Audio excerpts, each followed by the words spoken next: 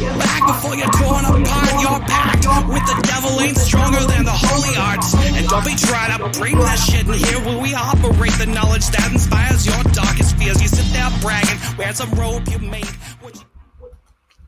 Hello. It's Wednesday, Survivor Night. Come watch it with us on the Discord, 10 p.m. Central, unless somebody wants to stream it earlier in an earlier time zone. Today we're trying the new format where I present a little topic for a bit and then open the panel. And I would really love it if audience, viewers, commenters, etc. would send me your topics or your questions, and I can do one a day to open the show. But until then, I'm going to continue with topics of my own. And I started that identity formation model thing that's used in the gifted community, but it can be applied to just about any identity. I can't think of an identity it wouldn't work for. So I want to continue with that today. And first, I checked the news, and a whole bunch of stuff is happening. So let me run through that real quick. It looks like Biden and Trump are going to debate twice, June, which is next month, and September. So those who wanted to debate are going to get it. And it's behind a paywall, but apparently there's some restrictions that Biden's team asked for. Well, the headline says demanded, but I'm not sure what those are. I'd be interested to know. So I'll have to either look for those later, or if anyone has a way to find them out. Then there was an attempted assassination on Slovakian prime minister, and he is in life-threatening condition. Robert Fico is his name. He was shot and injured. So that happened, and also it looks like it says Biden administration is moving ahead on a new $1 billion arms sale to Israel. So it looks like they are going to sell Israel some weapons. So all that's going on today. I just wanted to get that out there for those who, hopefully it's not your main source of news, but I do like to run through the headlines at the beginning. Hey, Chuck, what's up? Good to see you. I'm doing the topic of the day, and then I'll open it up for panel for anybody to come on.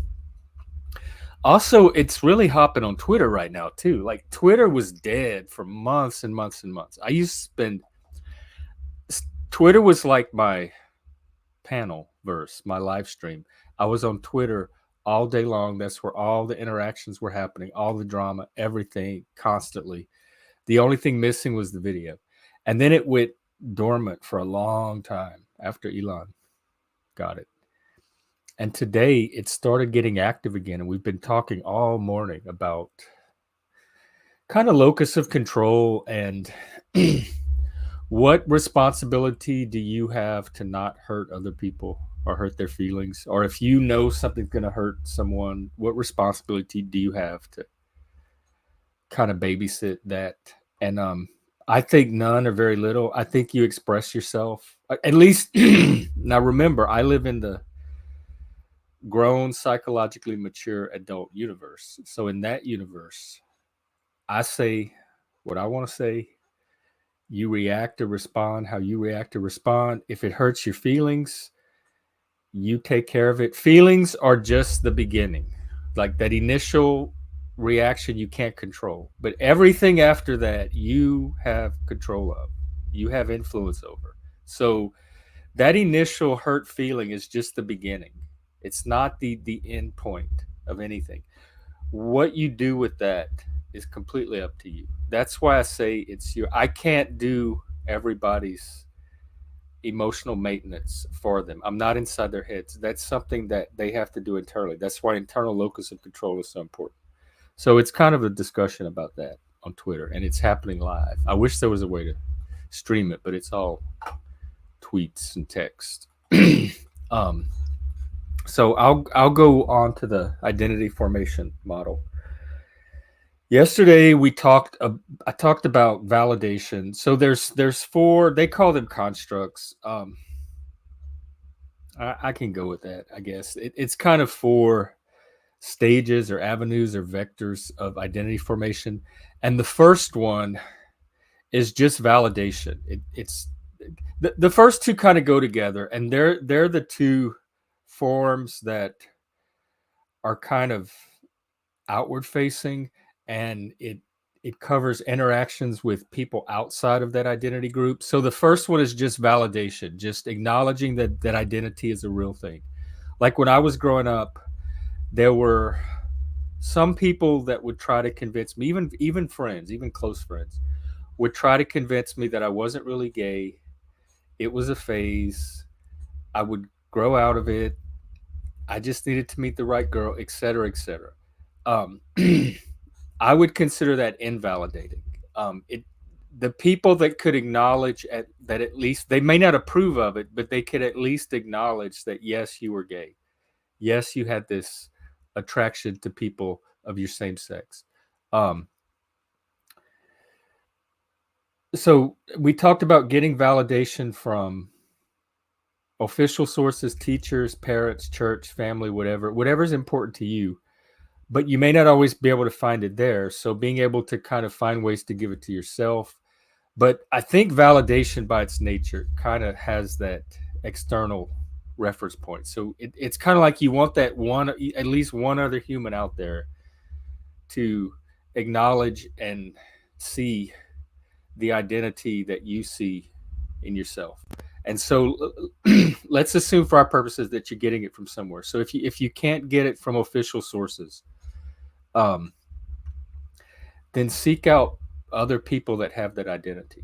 And you're likely to at least get some form of validation for people that share your identity. Like the first time I went to a gay bar, actually, I was hoping, I didn't know what to expect, honestly, because we didn't have a lot of media. It wasn't really in the movies and the TV shows yet. This would have been like, well, it was like around Christmas of 89, 90. So the turn of the decade into 89, into the 80s, into the 90s. That was my first trip to a gay bar. I got dropped off by a friend. And I didn't know what to expect. I had seen gay people on talk shows, and there were like one or two in the town that people could point out. There was one at my school that was known to be out, etc. But I didn't really know what to expect from a gay bar or a group of them together. But I thought I'd get some kind of validation. Hey, Auntie, good to see you.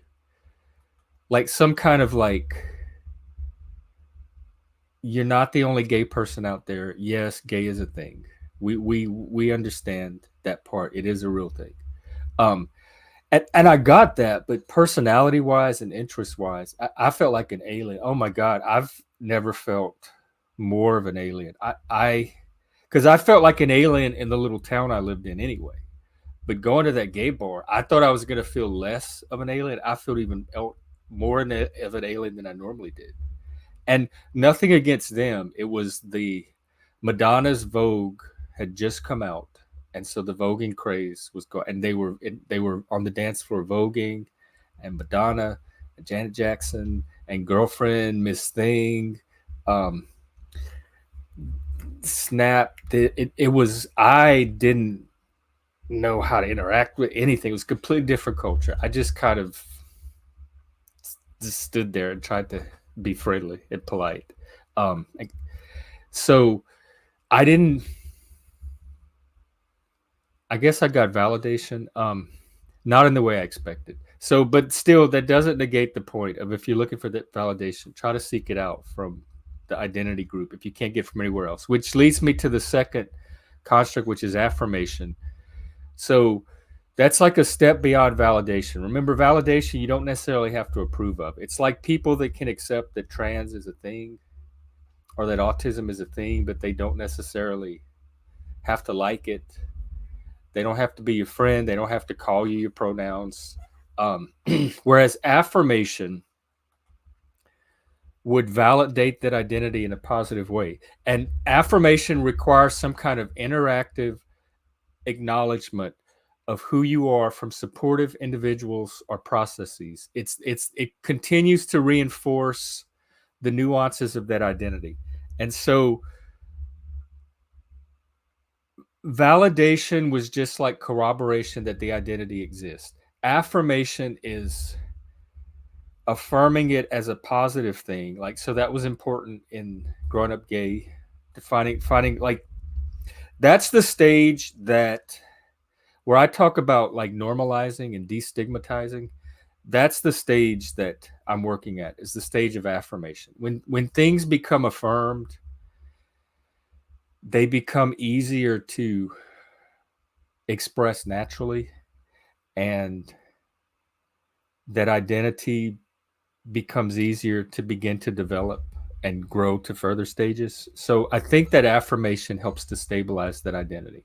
And so that's what I try to provide here. Autistic people can show up. They can see me rocking. I have antlers on my head, for crying out loud.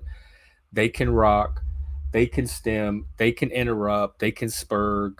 Um, Not only is it accepted as a thing here, it's normalized. It's affirmed. It's like, yes, it's a thing, and there's no reason to pathologize it, demonize it, stigmatize it. If it's a thing, let it just be a normal part of that identity. And so I do that with mental health.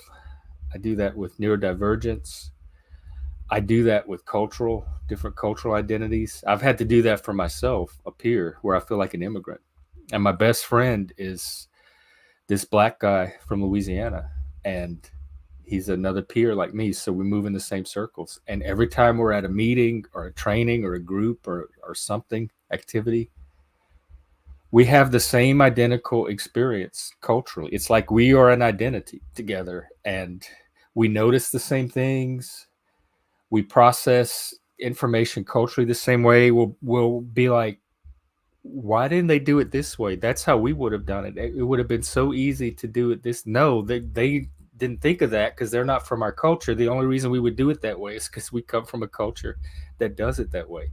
So stuff like that. So that's what happens when you're in the affirmation stage. And when I say seek out environments that if I have to struggle too much or swim upstream, or there's too much conflict or communication breakdown or adjustment difficulties, or I'm having trouble integrating, that's a sign for me that that's probably not an affirming environment. That's probably not an environment where whichever one of my identities is being reacted to, it could be more than one.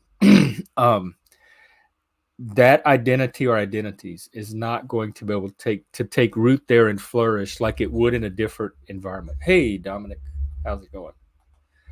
So I'm always telling people to look for those little signs, and I'm not good at reading the initial signs. I miss a lot of initial flags. People that are better than me can like filter themselves out of groups a lot quicker than me. I told y'all I stayed in my last job for like if not a year longer. I was there about 2 years, and the last year or so, there was so much dysfunction going on that I didn't pick up on, that I thought I was in the best job of my life. I thought we were all a team. Like, I finally had the perfect team. The boss was even saying that. Like, everybody was saying that kind of stuff. Like, there was no reason for me to pick up that there was dysfunction. But the whole time, it was like a house of cards just waiting to fall apart. And when I got fired, I could look back. That's when all that got exposed.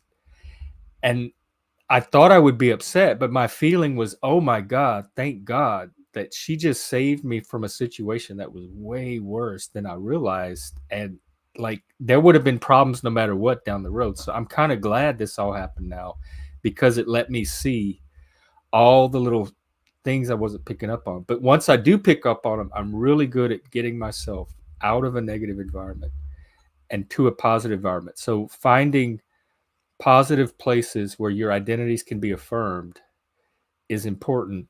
And that's one of the things I try to do here. That's one of the things I do in my work. And so if you have people that are neurodivergent, mental health issues, autistic, weird, different, geeks, nerds, whatever, send them here. This is the autism coffee shop. We have a gaming room in the back where all the nerds can geek and spurg, and sometimes we get to listen on their conversations here. So send them here. Men that are struggling to reach out or don't know where to reach out, send them here, etc. They might, if not support, they might at least get affirmation, normalization. They may at least get that part of their identity stabilized. There's two more parts of the construct. I don't know. We don't have a lot of viewers today, so I might just keep going. Yeah, I'm gonna open up the panel at some point. I'm starting to do topics, a little bit of topics, because people have been telling me that they've been getting something out of my monologues. So what I'm thinking about doing is having the daily stream be like a brief topic in the beginning and then open panel, or a guest when we can get them. And then the evening streams are going to be more like the third place, the open panel, coffee shop, hangout, recreate, conversate, that kind of stuff. But for Mental Health Month, this structure is giving me a way to get some actual topics in, where I can do a little bit of education along with the normal community building. So the other two constructs are affiliation and affinity.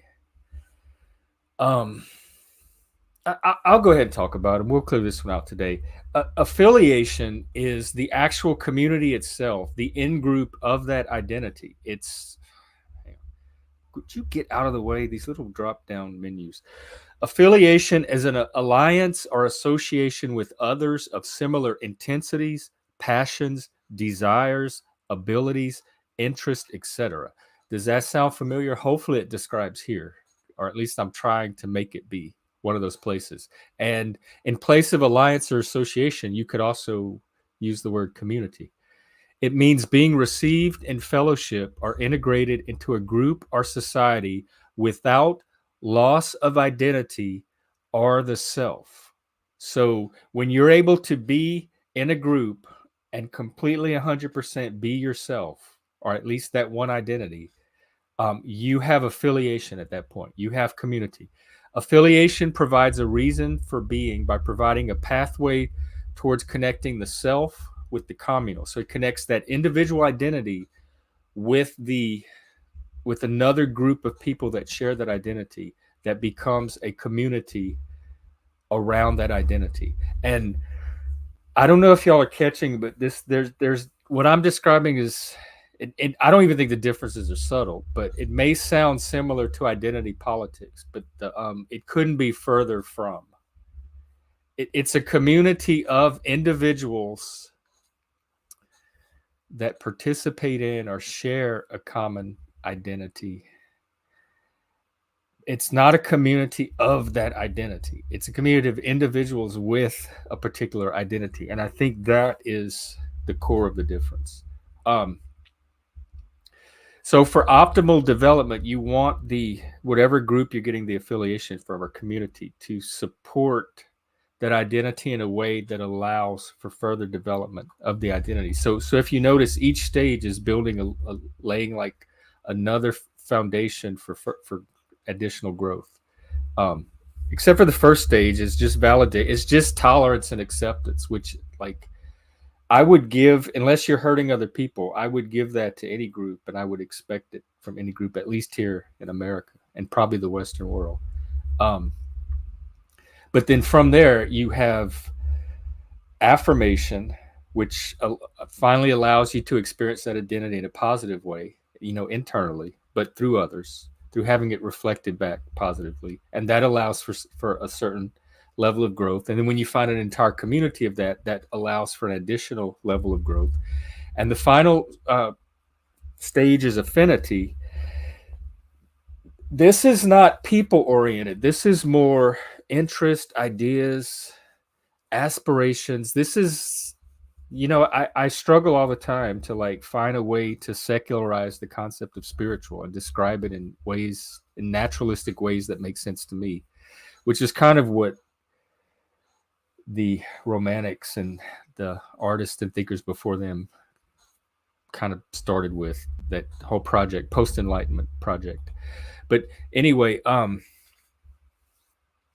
this is the level. These are your highest ideals. This is what maintains the fire of the self. They describe it. It's an attraction towards that which nourishes and resembles you, your soul. It's a mixture of your soul with something that is also your soul. It could be art, sports, the outdoors, maybe for some it's politics, YouTube, streaming, whatever that highest purpose is that gets you in your soul. So it's not necessarily a person, but there certainly could be a social element to it of other people that share that affinity. But the affinity is not necessarily with an individual, a group, or anything social. It's with a experience, let's say, whether it's a mental experience, which is a concept or an idea, or a embodied experience like an activity or a life purpose or a calling. So that's affinity. So if you can find, and I don't necessarily think we choose our affinities. I think they call to us. We feel called to them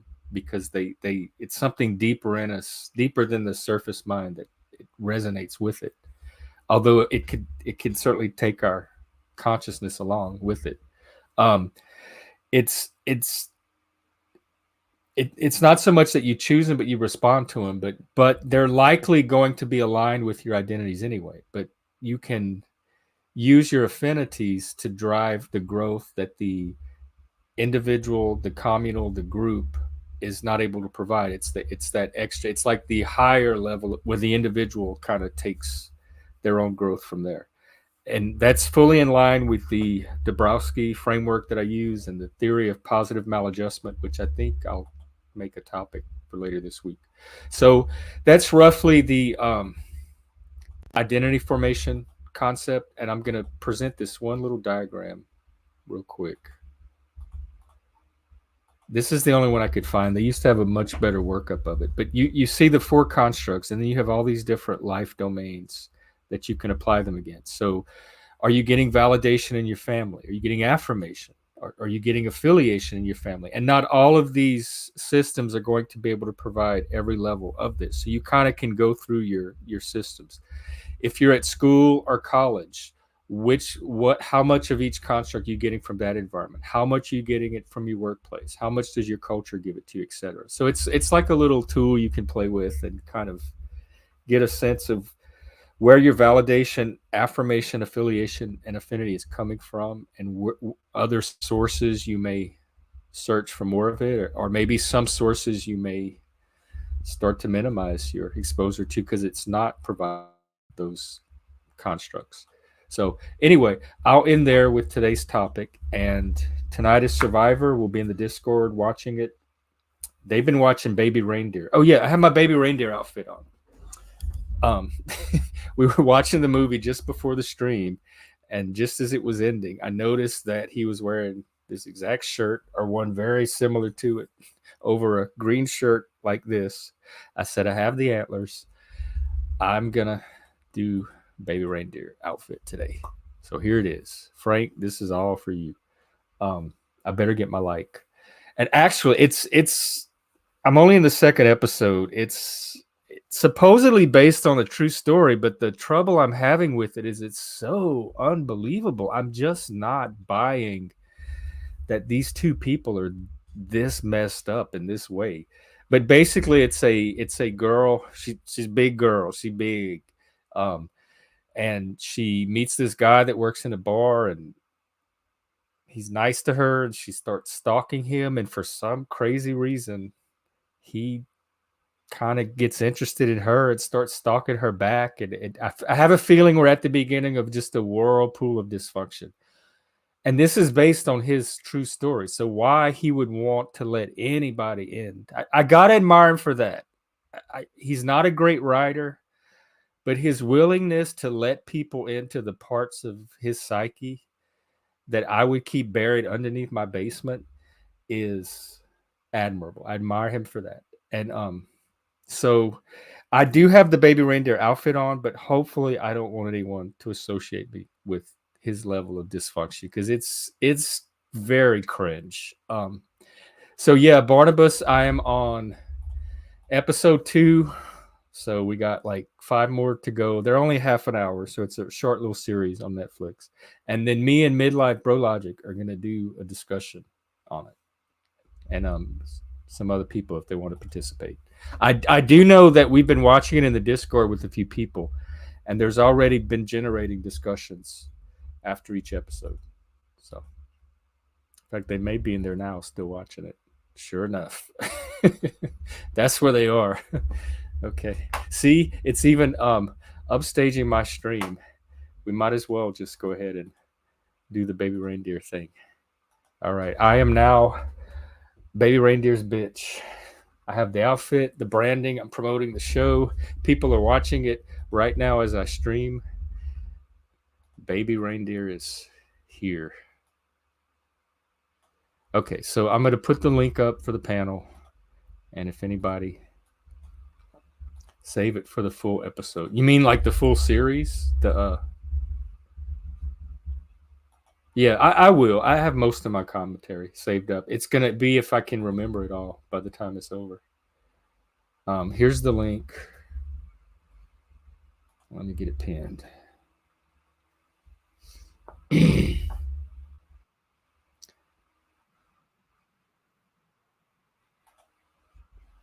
All righty. Panel's open. We'll see who comes on. And ooh, I'm losing signal. Nobody. I'll go for half an hour or so. Oh, look at here. We have somebody. Yo, I'm on my phone. Okay. Yeah. How much have you seen so far? 2 episodes. Bro, One and a half. hold on to your freaking hat, homie. That's what Frank said. Frank's almost finished with it. Hold on to your hat, bro, and make sure you're sitting down because that shit is crazy. This is must-see TV. Everyone's got to watch it. You know, if you don't like English shit, just get over it. I know they talk like whatever. Yeah, the British is not that bad. I don't do well with British shows, and it's honestly not that bad, guys. So I think this is the best thing I've seen like all year, right? Okay. So do you believe it's a true story? That's my biggest struggle right now. Well, the lady's already suing her. She exists and she's been identified and interviewed by Piers Morgan. So we can go over that in the show. All right. You think do I believe it's true? Dude, I gotta tell you this. He's as crazy or crazier than she is. To me, the show is about him, not her. Bro. I'm not gonna give it away, bro, because it's but just get ready for some crazy shit, okay? And it is disturbing. It is dark. It is not happy, right? There's a lot going on. Well, I wouldn't expect any less from one of your recommendations. Okay, perfect. Well, at least we'll be in the Discord today, probably finishing that up. So anybody that wants to get in on it, it's not too late. Yeah. So yeah, it's a new segment we're going to try called Men on Film, like from Living Color. Do you remember that? Yeah, 2 snaps up. Welcome to Men on Film, where we review the latest movies from a male point of view. Yes, that's what we're doing. We're doing Men on Film. We're reviving it. Are you Blaine Edwards or Antoine Merriweather? Geez, I didn't know that you were such a freaking fan. I'm just glad you. I was a Living Color fan. They were just part of it. Yeah, I don't remember the characters. I just remember the hats. You know, it wasn't like it was. You can be the little bald one, and I'll be the other one. Yeah, I am bald, so I guess by default I am. You know, hat with a little pigtail. Yeah, like back then, there was like one gay dude in school, but like he didn't like come out. Like it was such a different time. You know what I mean? Yeah, I was there. It was different. Like I didn't know like any gay people like that were open. You know, we just like suspected people. So it was like, and I'm from the country, so it's not like I was around city folk. You know what I mean? So you're from the country? Well, I'm from Southern Maryland. It's not a city, right? Yeah, in Z formation, 2 snaps in Z formation. See, yeah, so we got to practice that. We got to practice that. We do, yeah. Okay, and if it's I don't know, if as long as you're not, it doesn't seem like you're upset or offended by it. If you are, we can definitely. No, I'm a Satanist. I'm very hard to offend. I offend only the virtuous, and I offend way more than I'm offended. All right. Well, who defines the virtuous then? But who defines what is virtuous? I suppose. But they let you know. yeah, let me know. I think it's like, you know, the typical Netflix, I don't know, 8 series, but I think they're 30. I don't know what. Just let me know when you're done. Hit me up. Okay, we'll probably finish up today or tomorrow for sure. So we could either do it over the weekend or save it for next week. Awesome. Because it's hot right now. And all right, that's all. So thanks, dude. Thanks for watching. Okay. Well, have a good rest of your day, and we'll talk soon. Okay, for sure. Peace out. All right, bye. Oh, was that Spock? Should I do the little? I'm not a Trekkie, y'all. I've never been able to get into Star Trek. It put me to sleep as much as the soap opera did. The characterization was just so one-dimensional. See, I don't have the coordinate. I can't do the Spock. I don't have the coordination. I have the Spider-Man fingers. Is it this? Is it a Jewish sign? I can't do Spock. I have this. This is genetic, I'm told. I can crook my fingers, but I can't do Spock. And my signal's going down. Nanu. Is that Mark and Mindy? See, Auntie? We got to get in the same nursing home. I'm gonna need you by then. You'll be like the one person out there that still knows this stuff. We'll be each other's sanity.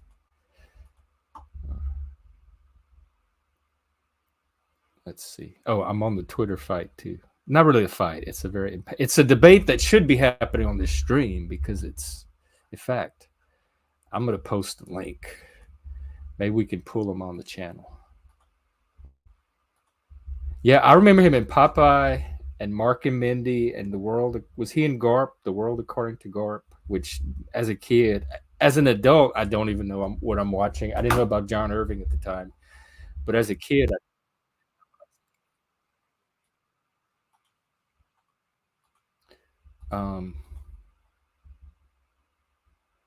let me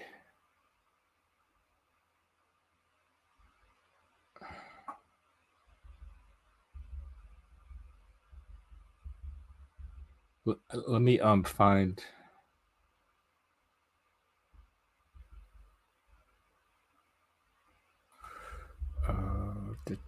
five. There's 7 people involved. No, not. I need to get the right people because the way Twitter works, it's all threaded, and some people are on some tweets and not others. So I need to find one that has all the people I want to invite. So it might take me a second, but once I find it, look out. No. God, Twitter is so frustrating. Why can't I? All right, I'm just going to have to.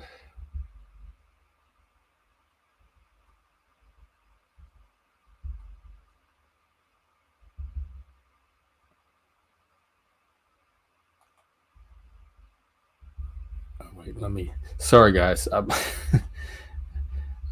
doing the one-man show thing today. All right, I think I got one here. I can.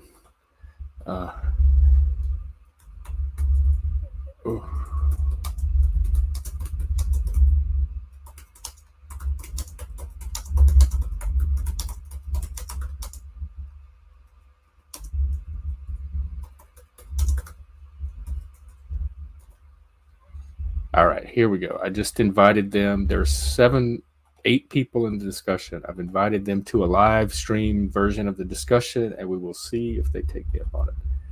The funniest people tend to be, like cringe comedy. Yeah, it is true. And here's Chris. It is true. And even growing up, I'm not gonna lie, we did make fun of the crazy people and the weird people and all that until I became one of them. Then I got empathy real fast. Hey, Chris. What's going on, man? What's up with you? Are you still in Texarkana? Yeah. Well, yeah. How's your look? Just lay the baby down for a nap. She's not happy about it. It's her nap time. Are y'all headed back? I don't know when we're heading back right now. Do you want to head back tonight or tomorrow? I guess tomorrow then. tomorrow morning, probably. Oh, okay. We've Are got you it. going to be around for Survivor tonight? Because I can always hold it for you till tomorrow. All right, I can check out Survivor. We can watch Survivor. It's like, is it the finale tonight? I'm not sure. Where are they 6? They'll probably go to 5. So I think there's it probably is next week. I saw some ad or something. My parents have like Paramount Plus and stuff like that, and I saw some ad that said it was like the Survivor finale. Like it was like hyping it up, but I don't know if it's Maybe it is. You know what? that might be for 2. It might be for 2 weeks from now. I don't know. I wasn't really paying that much attention to that. So. It might actually not actually be for like right now. It might. Survivor 8. No, it looks like a regular episode. You run out to the car hour and a half. Calling out of the middle of console. Yeah, see, this is why I love my audience. They know. They know exactly what I'm talking about. Oh. We started watching that. Is that your? Oh, I thought that was your raccoon. We started watching that baby reindeer movie. This is my baby reindeer outfit, by the way. He wears this exact same shirt combination without the antlers. So I guess I'm maybe even more reindeer than he is, but less crazy. It's dark and cringe. It's highly dysfunctional and supposedly based on a true story, which that's my biggest difficulty with it, is I just don't believe there are people out there this dysfunctional. But apparently he was dysfunctional enough to make a movie of it and expose the whole world to his dysfunction. So. Okay.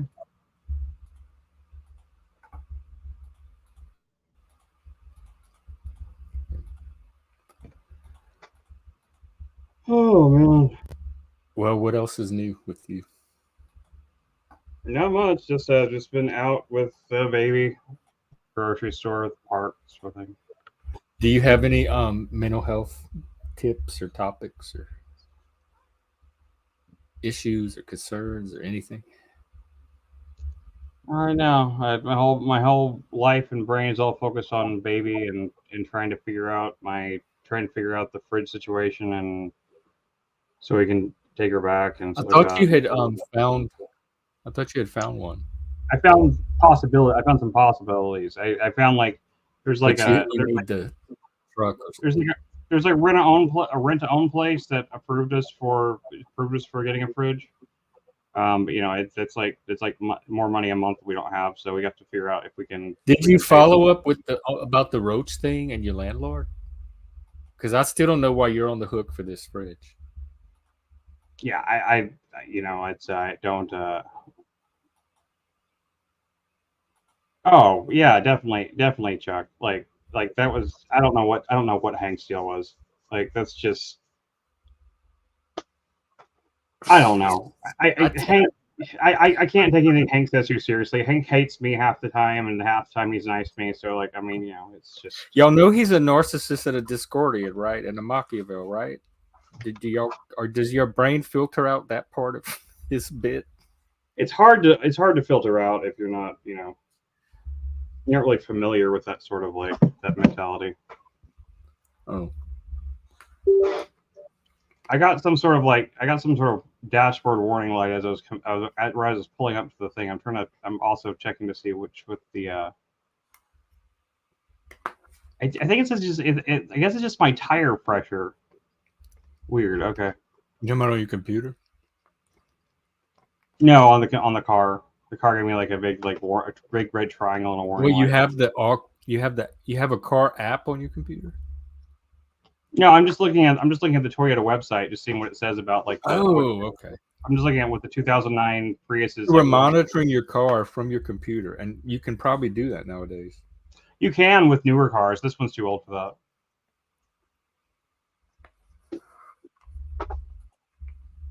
Yeah, apparently it's a tire pressure warning light, which there's like 2 of those. So I don't know.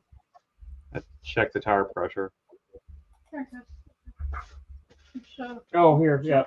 Lindsay had some of her paintings that she had loved here. Here, let me hang on. Yeah, I love her work. Wow. Is that metallic Yes. Yeah. pins? Mm-hmm. Yep. They are shiny. Yeah. And then When did she do them? How old are they? These, I don't know how old these are. One of our, it's me. My signal is, damn it, it's been doing this all morning. I might have to reset my router. How old are these? When did she do them? I'm not sure. Like I is- think these were. I think these maybe one she did during psychosis actually, but I'm not certain. Okay, ask her how long it took her to do the one you're holding in your hand. Oh, I can tell you, 10 years. I can tell you that this took her about a week. It's about how long it takes her to do about any painting she has. Oh, okay. Unless it's a really giant one, like a giant canvas that might take her like 3 or 4 weeks. Is she selling them? Does she have like a Etsy site or art? We don't have an Etsy site or anything, but she is selling them. She is willing to sell them if anyone wants to buy them. Like, just contact us and work out. They don't have like set prices on them or anything, but we're not trying to Oh wait, let me see that one. I love that one. Wow, I love those colors. Look at the little cat. I would buy some of these. Well, In fact, I could put them. Frank's been after me to put some on this wall here. That would look sweet. And we have lots more too. There, I'll pull the when we get back to Dallas. I'll pull the rest out of the storage unit and you guys can see them all. Like, well, I mean, we have like 50. So. Okay, well. And she, I mean, and they're all really. She has some of. There's a couple of them that are really different than like her normal style, like these. But like but they're all like. She has some really unique ones too. Like they're like a lot more like that are even more like different than you'd expect, or a little bit more traditional. But they all carry her kind of signature style. She has a very distinctive style that isn't like anybody else's. So. And I've seen people that are way less talented than her, like selling their paintings on like Amazon or not Amazon, like on Facebook and stuff like that for literally like $5,000. Like people selling paintings that are like hers for like $5,000, but that aren't nearly as good. So I mean, I don't see why. Like, it's just like it's like one of those things that like her paintings are so personal to her that it's hard to put like a price point on it, It's hard to say like what this is. I mean, artists figure it out somehow. I think the price point is with the market. Yeah, which you can get on the market.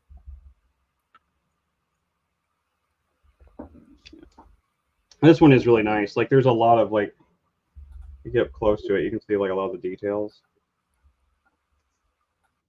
I just paint until it's done, and then I stop painting it. I used to have a really hard time. I like this one a lot myself. This is one I like a lot. You see all those little details she puts in like the little like corners and stuff like that. Mm-hmm. It's all it layered. reminds me of like Kevin Barnes' brother David, the artwork he does for Montreal. Yeah, there's so much little detail in it. Her stuff reminds me a little bit of like Kandinsky too. If you're looking at Kandinsky paintings. Kandinsky's. I might have to reset my router. I've been freezing up all morning. I might have to reset the router. I think you can. You did it before, and like as long as there was somebody here on it, like it stayed connected. So I can just like take care of the. If you need to go reset. He's back. Bro, let me see that art. Let me see that art. Sure, man. This is the one I was just showing. This one might have a date on it. Let me see. Yeah, doesn't look like it. I mean, I'm not an art connoisseur. I'm not an expert, but really, there's like a whole thing behind art. But like, bro, it looks pretty dope to me. It's original art. What if you? I don't know. Am I just like a dreamer, or do I like have this vision that you start a classy website and sell this stuff? And why not just list it for like $2,000 a pop? Do you know what I'm saying? Like, why not? If Hunter Biden can, it's as good as Hunter Biden's. And honestly, I think Hunter Biden is a good artist. I'm not being ironic. I'm not joking. I really do think Hunter Biden has good art. If he can sell his stuff for $500,000, which I know it's a political kickback, I know, but my dude, it's just like I don't know, put some respect on that art. Get you a good website, get a bio, take a pro picture of the lady, and be like, oh, I'm an artist. I'm influenced by, I don't know, injustice in the world or whatever she's influenced by. And just like and put it like a black and white headshot, you know what I mean? Make her look serious. There is still a niche for mad art.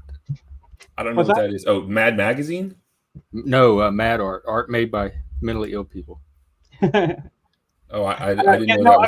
I mean, it really was important for her whenever she was in psychosis and before we got the medication. It was a very important thing for her to be able to paint. It actually, a lot of it is very reflective of her schizophrenia and stuff like that. So I mean, it actually, she I actually like his idea.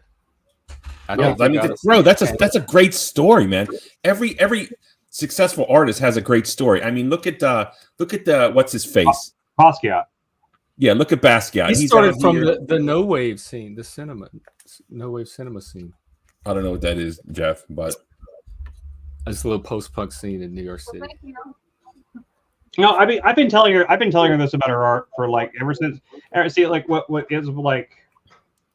I think Clover was like 2 or 3 when she first did her first and it was just on paper. She just did like one on paper. She's like this paint marker on paper thing, and like she showed it to me, and I immediately hung it up on the wall, and I couldn't stop staring at it. And I don't get into paintings, and she'd made other art stuff before, like collages and stuff, and I'll be honest, I was kind of almost dickishly like harsh about it, like.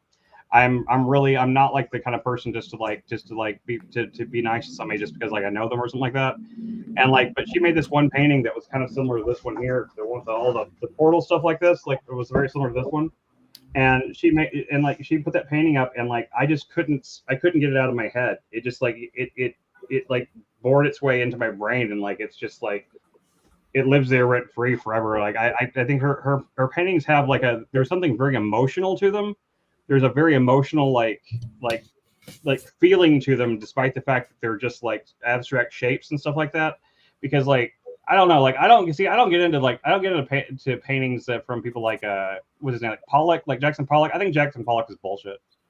Like it's I didn't either until I saw a real one live. It totally changed the way I saw Jackson Pollock. I think it's total bullshit. Let's be honest. Like the photos cannot convey the experience of seeing it in person. Look, I think you're falling for the whoop-de-whoop. I just saw something on the internet, so it must be true, about how the CIA promoted Pollock to piss off the Russians.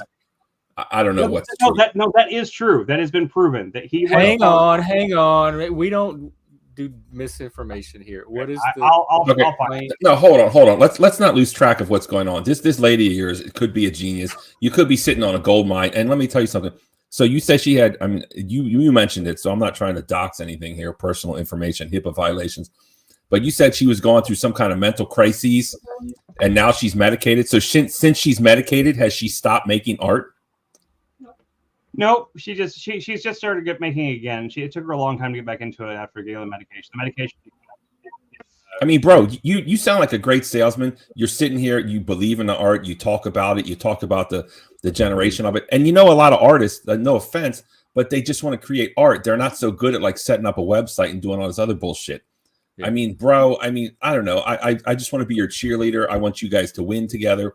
I want you to become the next freaking Basquiat selling these things for like $50,000 a pop. I don't know. Maybe I'm just like crazy in a positive mood today. I don't know. But bro, like if you held that thing up on a wall, put some kind of lighting on it, I don't know. You must know someone that has some kind of fancy camera.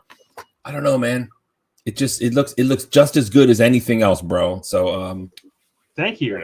I mean, I'm thank you for her. She's right there too, and she's like, I think she's practically, she's got tears in her eyes because like she doesn't get to hear that kind of thing very often. But yeah, but that article I just put up, that's from the Independent, so this isn't like some bullshit thing. And that actually, the very first line is. Oh no, I'm familiar with this. I've looked. I didn't know. I thought you were talking about something today. I didn't know this was what y'all were talking about. I'm talking about like they used Jackson Pollock along with like a bunch of other guys as a weapon in the Cold War. Yeah, but the CIA are not artists. They cannot control the quality of his art. Like he's No, still an artist, couldn't. and he still did. They couldn't, but they legitimate promoted him, and that part of the reason he's considered such an influential artist is because the CIA promoted him so much. No, it's because of his art. I'm telling No, you. listen. That's not Stop, how art. stop, You're stop. an artist. Listen, you know listen. this. Stop. You stop. know when you make a movie, it's in relation to some director that you've internalized. It's not because somebody's like mind controlling you to make a movie a certain way. Look, stop. No, First I'm off, not mind control. hold on. I want to talk about your lady. I'm not done, and I got something for you, Jeff. It's funny. I see these paintings back there. Like, did you ever watch those Van Gogh movies where I think there's like 2 of them, right? There's an old one where they're like bringing them to life. What's that guy that was in Platoon with the funny face? He was the Goblin guy in Batman or something. You know what I'm talking about? He was in Deer Hunter. That actor, very famous. Christopher Walken, Willem Dafoe. Yeah, one of those guys. You didn't see the Van Gogh movie he made? I want to say I did. I can't remember what it's called, though. I saw the animated one. It's pretty dope, and it's funny because it's like he's painting these paintings, and like no one gives a shit about them until they're dead. Not obviously, I hope that's not what happens in your case, right? At Eternity's Gate. That's what it is, Eternity's Gate. But the thing that's funny is like no one, like, I don't know, man. I see those paintings just like, I'm not saying you're not taking care of them, but they're just like sitting on the floor, and it's like, I don't know. It's like, I think he wants his cut. I mean, you believe in the art. You know what to say. She's the artist, man. No, when I saw the paintings, I thought the same thing he did. I'm like, oh, they must have a website where she sells her art. Like, I'm sure these are posted somewhere for art connoisseurs to come and look at them. I mean, what state do you live in? Can I ask that? Chris? We did have it. We did put an Etsy up that had some of her paintings on at one point, but we got no traction on it, so we kind of like dropped it.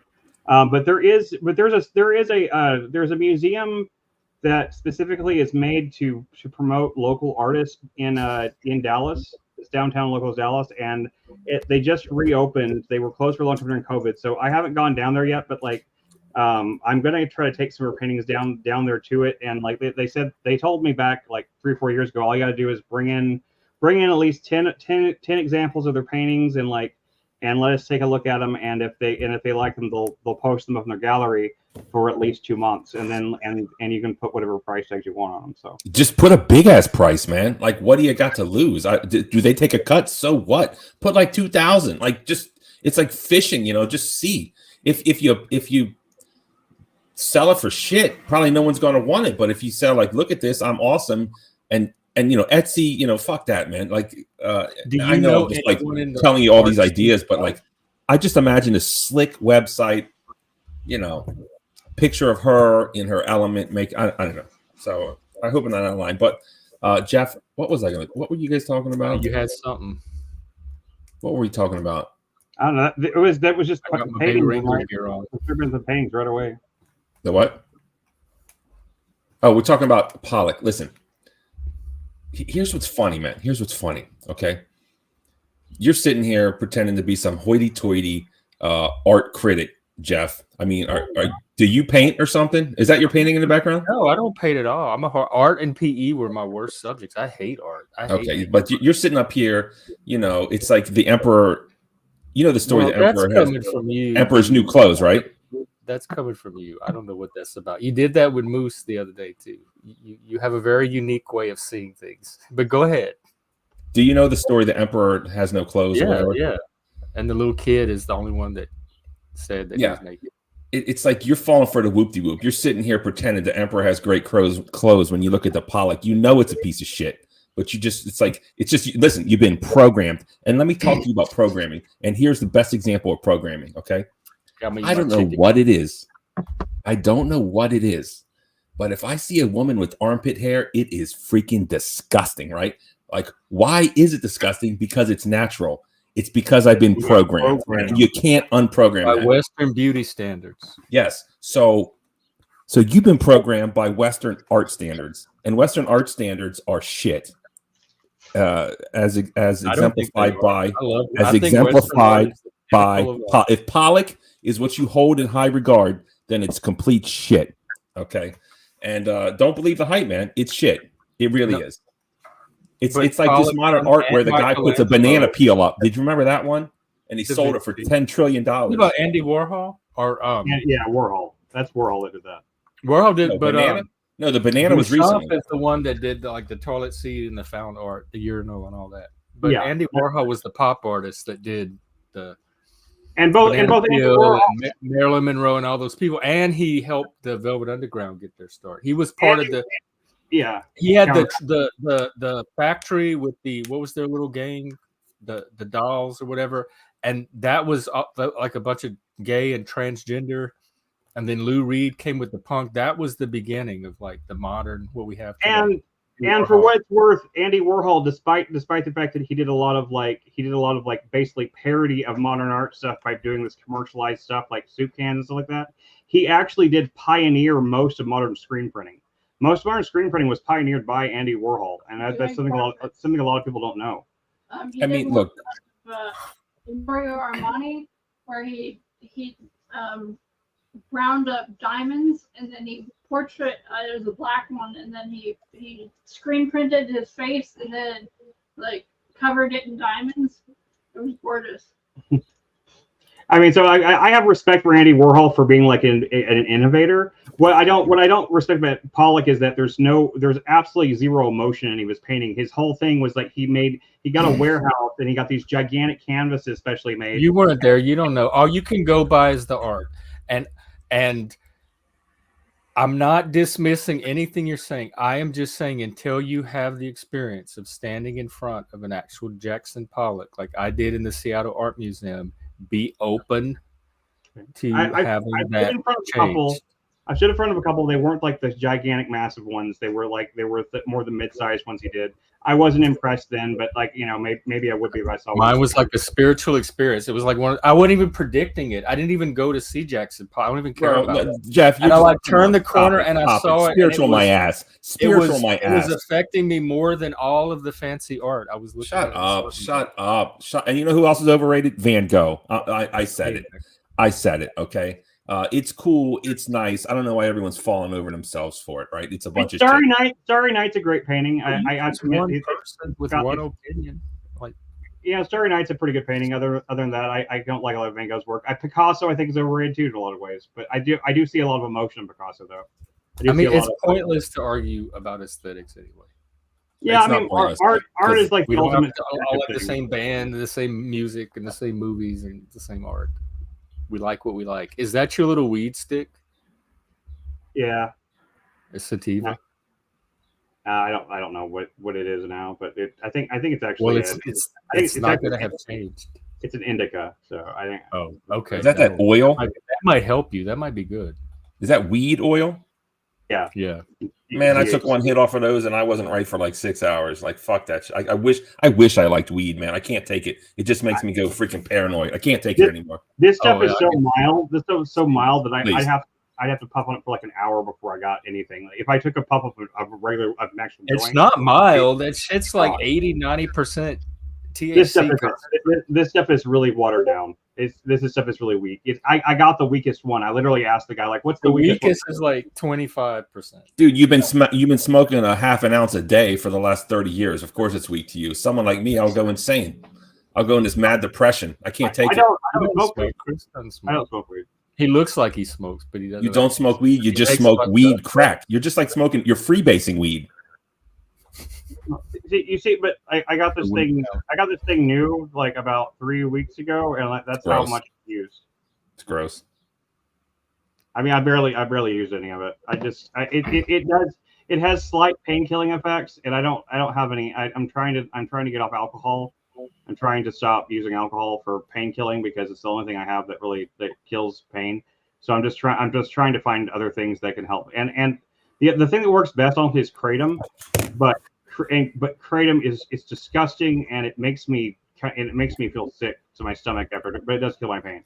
So far, this is not making me sick, and it's not doing a lot for my pain, but it's taking the edge off enough where I can stand it. I can kind of handle. It might help Joe Rogan now. Get some sleep better too. I know it does for me. All right, what's up with Miss Becca? Does she look anything like this super hot avatar? No. Cam up. She looks Get about ready. as hot No. as you. Inspection. No, I definitely do not look as hot as this picture does. Well, Neither does I he. don't really know what I look like because I'm kind of some sort of alt to actually Miss Bex. But I thought I'd come up and introduce myself the first time to you, Mr. Midlife Brologic, because sometimes people find me a little bit too strong to, yeah, I'm a little bit, I don't know. I just find that when I come up like this, it's a little bit better first Watch impression. baby reindeer. You got the antlers and everything. I know I missed it last night. I missed that last night. Because So your did Miss take Bex. would be a very interesting one to have on the panel. Yeah, I couldn't watch because Lindsay was ready for bed, and it was just like I couldn't do it from any other. I guess I could have watched my phone, but I hate watching things on my phone.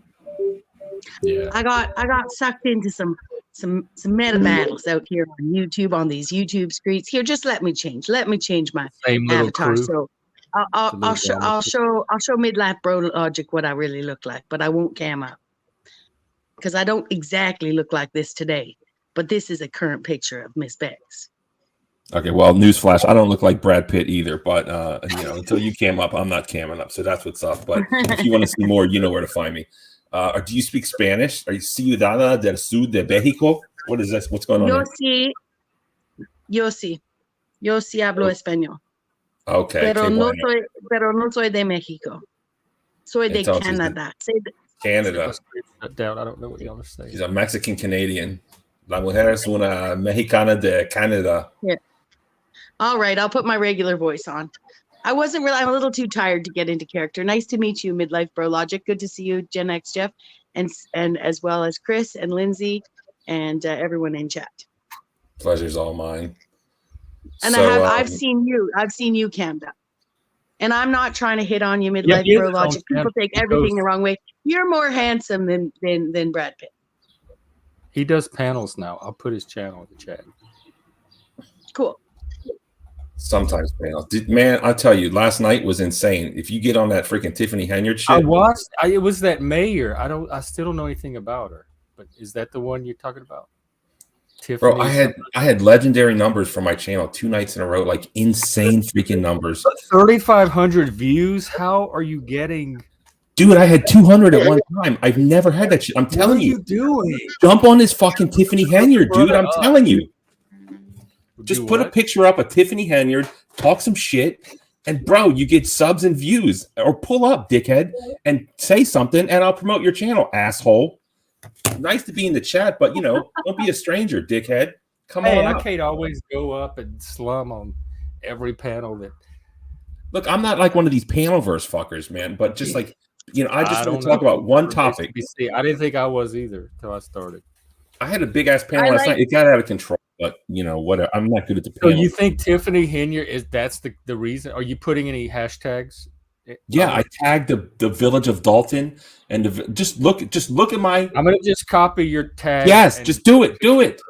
I will do it tonight when I do my evening stream after Survivor. Talk about Tiffany. Well, you do what you want in life. But if you want to get some subs and views, Tiffany Henyard is on fire, bro. And fucking. But what kind of audience is coming from that?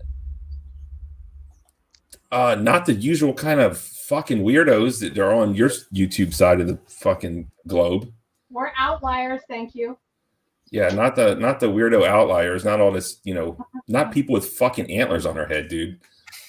More normal people. You get like some people from Dalton. I'm not that. I don't think many of us are. I don't think no. you are.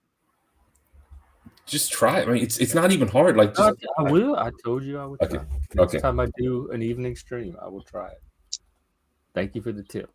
Hey, no problem. So I'll just give you a quick overview. The FBI is on her ass, and she's got subpoenas, and there's some shit going down Monday. And she's in Maryland? No, she's in Dalton, Illinois. Oh. There's so much going on with this story. It's insane. It's insane. People just want to come up here. They were like, oh, she's evil. She's this, she's that. She probably is. But I'm like, dude, she's pretty freaking awesome. Like the whole world hates her. And she's like, I don't give a fuck. She's spending the mayor's, the town's money on just like, man, she looks good. Like look at her old pictures. Look at her new pictures. She is ghetto. She is ratchet. She doesn't know how to enunciate words appropriately or speak nicely. Neither do I. Neither do But, we. Do you? No, but she's American. But I'm saying she looks like she had a glow up, so to speak, right? I don't know. But anyways, why can't they get rid of her? Because it's America, and you just can't leave. Well, mayors can be voted out of office. Yes, they can. Voted out by Well, guess what? The next vote is in 2025. Oh, so she just got put in, and she's already running wild. She won on a recall election by a slim margin. She's also the supervisor of Thornton. She's pulling in 300 large from the city of the state of Illinois, and she had like a cancer charity. She pocketed all the money. Well, then she's gonna go to jail. Like, she can't just like blatantly do that and with no consequences. Can they recall her? Listen, man, I'm not like some expert, right? I'm just like, I'm a learn You're as you more go an expert than anybody else up here on this panel. No, I'm a Tiffany Henyard. I'm way more knowledgeable than the normies, but as far as civics and law goes, I'm not that great. I do have like 2 lawyers that pull up to my show from time to time, and they break it down for me, so that's dope. But so even with that lack of knowledge, you're still getting 3,500 views and all these people coming to your stream. So I could at least do better than that, because I could probably get more knowledge of Tiffany Henyard in the next 20 minutes than you seem to have. I mean, bro, after watching say that again. What, you're going to learn more than me in 20 minutes than I have? I mean, fuck you. Is that what you just said? I'm wondering why you don't know more than you know. Like, you're coming in here. I know. Tiffany Henyard. Let me tell you about it, but don't ask me any questions because I don't really know a lot. No. I know about what Tiffany Henyard's doing, but I don't know civics law. Oh, okay. The laws of Dalton, the laws of Illinois, how to, political office in and out, right? I am learning that as I go. I'm becoming more politically astute. It's maybe I'm old or maybe whatever. It's just becoming more interesting to me. But I know what Tiffany Henyard's up to. That's for sure.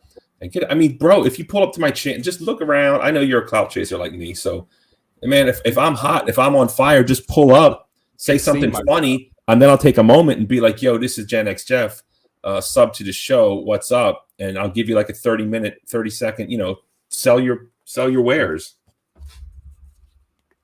Yeah, I'll pull up when I get the chance. We're doing our. You sound like an abusive. You sound like a. Do you hear? Say that again. You should clip that, right? I'll pull up when I have a chance. You sound like a dude who's just like banging a chick, and the chick like wants a relationship, and he's like, I'll pull up when I have a chance, right? It's like you're. Well, that's kind of what it is. There are many things that I have to bang outside of this stream. And so when I'm watching a stream, I can't always hop on. But we're going to. I know I'm not important to you. I mean, Jesus Christ, I get enough of this in real life. I'm going to get it from you too, Jeff. Thanks, asshole. We're going to get our baby reindeer thing going. Okay, we're going to do it. Finally. I'm going to try to finish it today. The baby will be up around 4. What? The what? Oh, I thought you were talking about like Juniper. Like Juniper will be around 4, but it's not what you're talking about. Are you? But the thing is, man, I'm scared to do like another topic. Why? Because she's getting all the ratings. So you just like go where the ratings are, and this just happens to be where the ratings are. I don't just go where the ratings are. Whatever interests me that's hot is where I go, right? But I talk about baby reindeer would be that. Well, listen, I talk about Baltimore politics too, and no one gives a shit, but I still do it, right? Yeah. So, and you went to the protest too. I went to the protest. I voted for the first time yesterday. There's a lot going on. I talk about Baltimore politics all the time. And, I hate the mayor. He hates white people. He says it openly. It's fucking disgusting. It's gross. I can't stand him. He's a shithead. He does, man. He said, this is what he said. How do they stay in office? Like, I guess because they hate white people. And that's what they like. Living in the wrong city, then wrong town. I know. You're telling me, man. What a fool I am. What a fool I am. I feel like I'm usurping this show. All right, so I'm going to back out. Don't say anything interesting because I don't want to jump back on. I got shit to do, okay? All right. Yeah. Okay. I'll see you. Take care. He wants me to go on his panel, but he feels like he's usurping this when he comes on. Okay. think I'll go usurp yours one day when I have the chance. Don't you feel like I'm taking over the conversation? I feel like it. I don't mind. I want people to come here and take over the conversation. Otherwise, it's just me monologuing. Oh, okay. Well, fuck it. I'll keep talking then. Yeah. Well, I'm learning. Cannot happen. I don't know who any of these people are. I don't let know people on the panel to begin with that I don't want to talk to. So if you're on the panel, that means I want to hear from you. All right. This is what Brandon Scott said. Brandon Scott said, straight white men should be afraid because that's my purpose in life. That's my mayor. Of what? It was in response to people calling him the DEI mayor, diversity, equity, inclusion mayor, which is, I guess, you could say racist. Oh, he said white people should be afraid. He says, white people have made other people suffer, and they're just afraid, and they should be afraid because that's my purpose in life. How does he get away with saying what happened? It's was black there privilege, any man. Black privilege? Was there any response? I would have said something. I made like 10 videos about it, but no one gives a shit about me unless I talk about. Did you go on Twitter, like on his Twitter page, and yeah, I tagged shit, and then I got like shadow banned, I think, or something. How I can't. That would bother me if my mayor said something like that about white people or any group. He said some other shit too. He was complaining about some other bullshit. I hate it. And he just got reelected. Who's white? Like, how can you tell who's white? No, I'm not going to play that dumb shit because everyone knows who's white. Stop it. No. Well, and I'm looking into different feminist movements. And I found cyber feminism and xenofeminism, and it sounds like this is an aspect of xenofeminism that this mayor or has taken hold of. And that's just sort of saying that most liberal movements come out of feminism. I won't get into sort of the deep dive, what I think the beginning of it is, because it's just, I don't want to take over the stream, but xenofeminism is what that sounds like he's purporting there. So sort of like a reversed, an end point of intersectionality tends to be this division, right? And this is on a xenophilic, from his perspective, perspective, right? And so not trying to vilify feminism, not trying to, I'm just trying to look at the roots of it, not trying to, condone or condemn it, just sort of looking at some of these things that when you get into the gender studies, post women studies, and and the sort of movement of intersectionality, it seems to result in this sort of these harsh lines being driven. And I know that there's way more to it, but if I start getting into it, it's hard to present information without being seen, whether I'm a woman being seen as pro it, or from the male perspective being seen anti it, so, but it sounds like xenofeminism to me. And it's just it's well-versed in all that stuff, but whatever you're talking about, it sounds kind of like what I stand against 100%. Anytime you say that's what I'm saying. Yeah, no, I know. I understand, because I've been actually working. I was, being schooled by a content creator on sort of that aspect of the male aspect of feminism, right? And so yeah, I've worked with people against the feminist movement. I have my own, I just have some deep theories that involved, adding some assumptions to the table that would, that just aren't appropriate here at Gen X Jeff's, standing on facts and proof. I want to find, I want to find more. Stuff?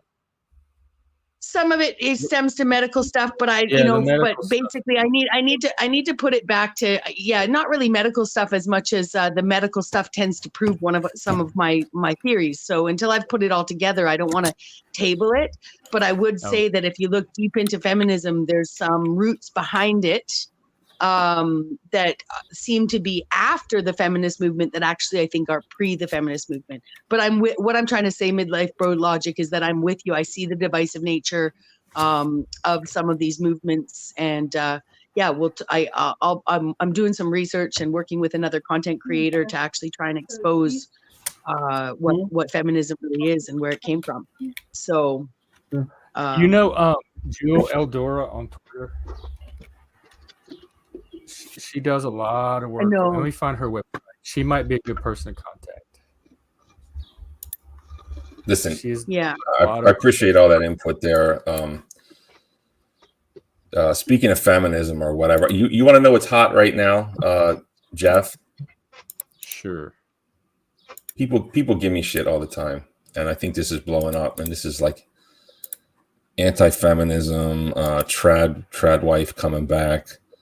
This apparently this is some football guy making a speech. I don't know much about it. It looks like a commencement speech, and I don't like when people sit up there and try to put some politics and people graduate. And I think it's bullshit. But interesting what he says. Did you see what I posted? Oh, let me see. This would be hot. You should like timestamp this and maybe. I mean, I'm not a fucking expert, right? I get like a couple views now. I'm an expert at YouTube, but this might be a good clip. Well, you do something more than I am, and if it's a picture of Tiffany Henyard, I'm willing to try it. No, but this is hot right now. This is now. Chief Butker. I don't know this fucking. Excuse me. I don't know this guy. But It's this is hot because YouTube's telling you it's hot, or because you know it's hot from somewhere else.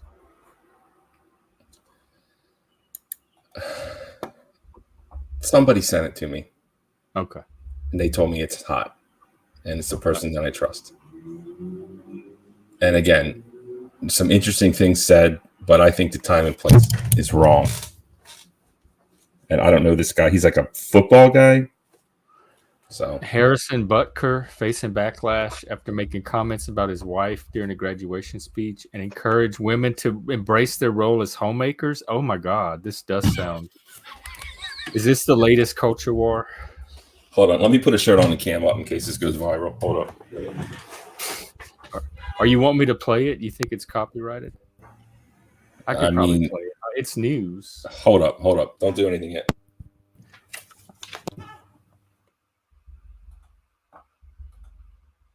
If you find the clip where it starts and you share your screen, I can play it from your screen. Hey Bex, do you sing? Only for myself. Okay, fair enough then. Yeah, I mean, why is there some singing thing that we're doing that people are looking to do, or a singing thing? I'm looking for a female vocalist to sing a particular song. I could try. You know, I've not sung in a long time. I don't do well at karaoke. I do have a fairly decent ear. Like I don't have a perfect ear. My vocal cords are more practiced than ever. Not necessarily for singing, but I could definitely try. I'm not a singophobic. I don't know why I'm into phobias and philias today. But yeah, I could definitely try. All right, we'll talk to you about on Discord. Then I have to kind of record like a demo version of it, so like you can understand like the supposed melody for it and everything. And then it's kind of corny and cheesy, but it's the kind of thing that might actually get attention on the internet. It's something that just came to me the other day, and like I wrote it all out and tabbed it all out and got it all like arranged. So I need a cute girl voice to sing it. Oh, that's very kind of you. Very kind of you. I could definitely try. One way I can get off of this, Jeff, do you know? Wait, say what? Can I save this off of StreamYard to my StreamYard? You can stream it to your audience. But is there a way that I can? You can stream in the upper right corner. There should be a button that lets you stream it to your channel. You could do that. I want to put a title on it though, so they can find it. You know what I mean? When you can always change your title after, or you're hoping to get the. You can add to, yeah, you know that. All right, yeah, I'm going to stream it. Is that okay, Jeff? Yeah. Are we going to react to this? Yeah.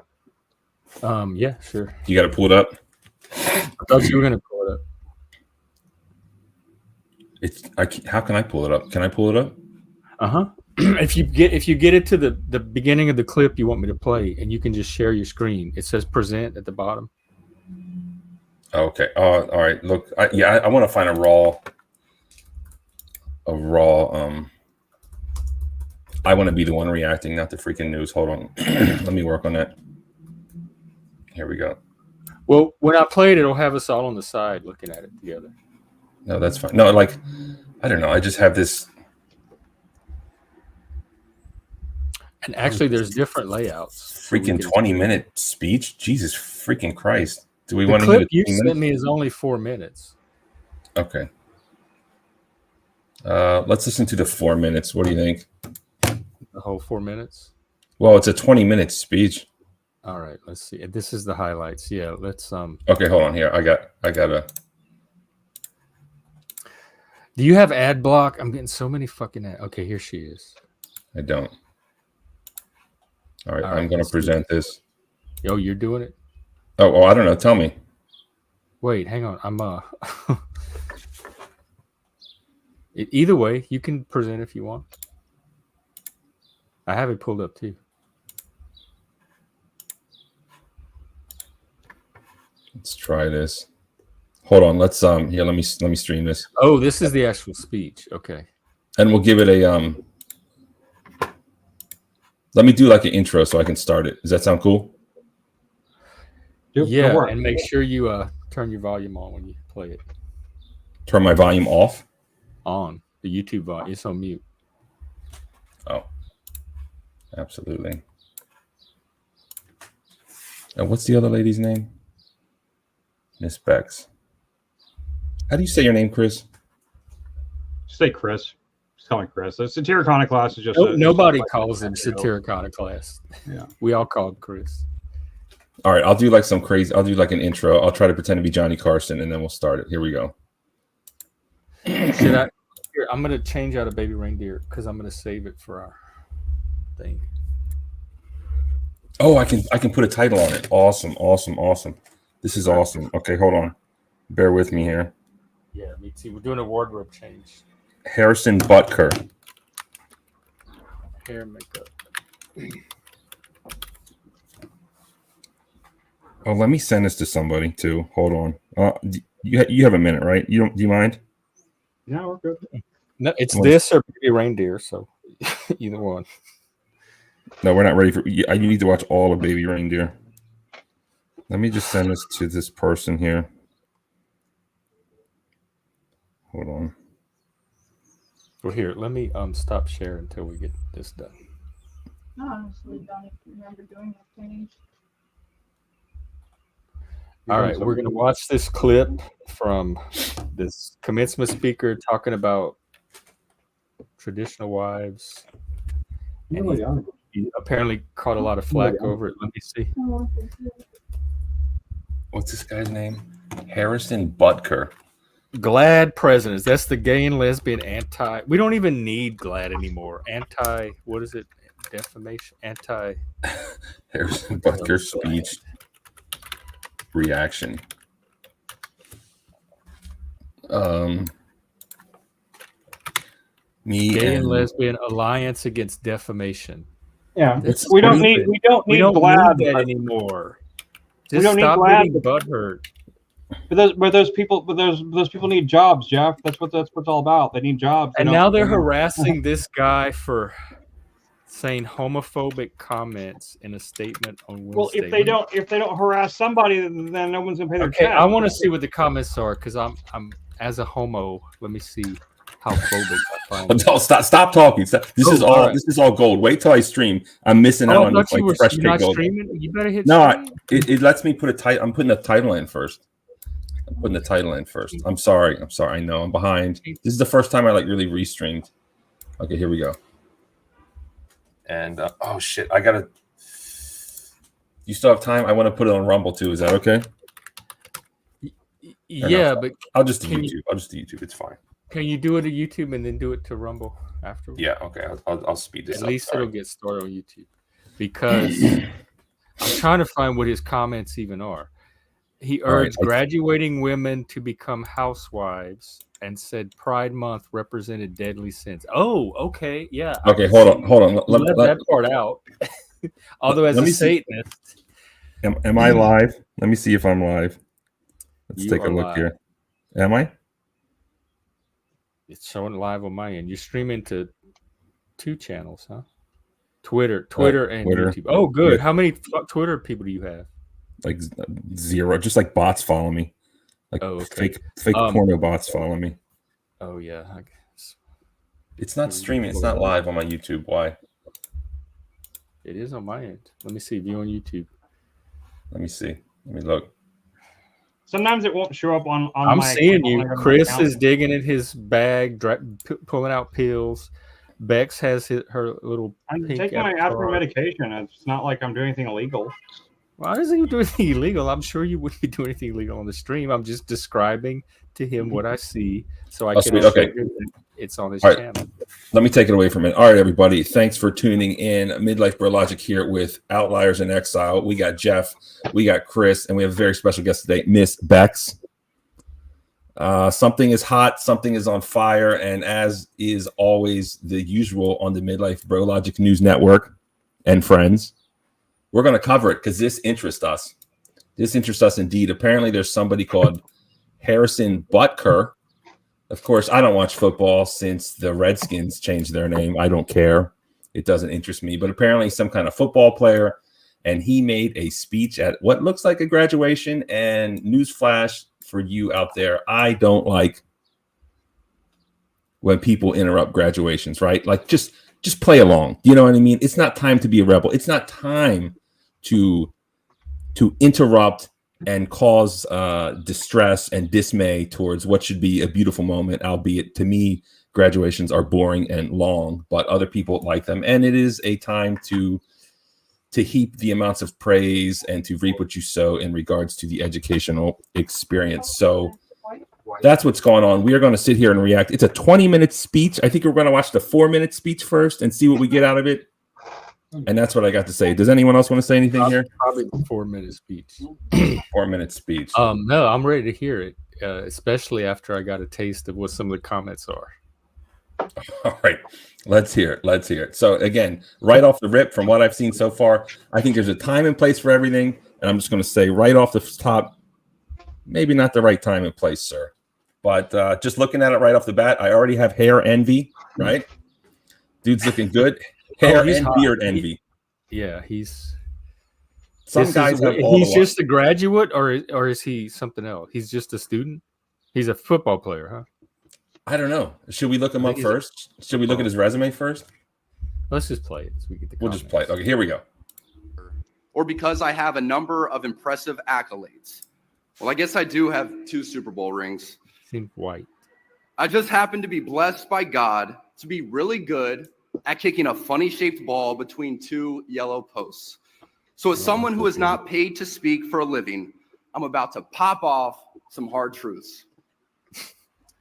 I don't care if you have a successful career.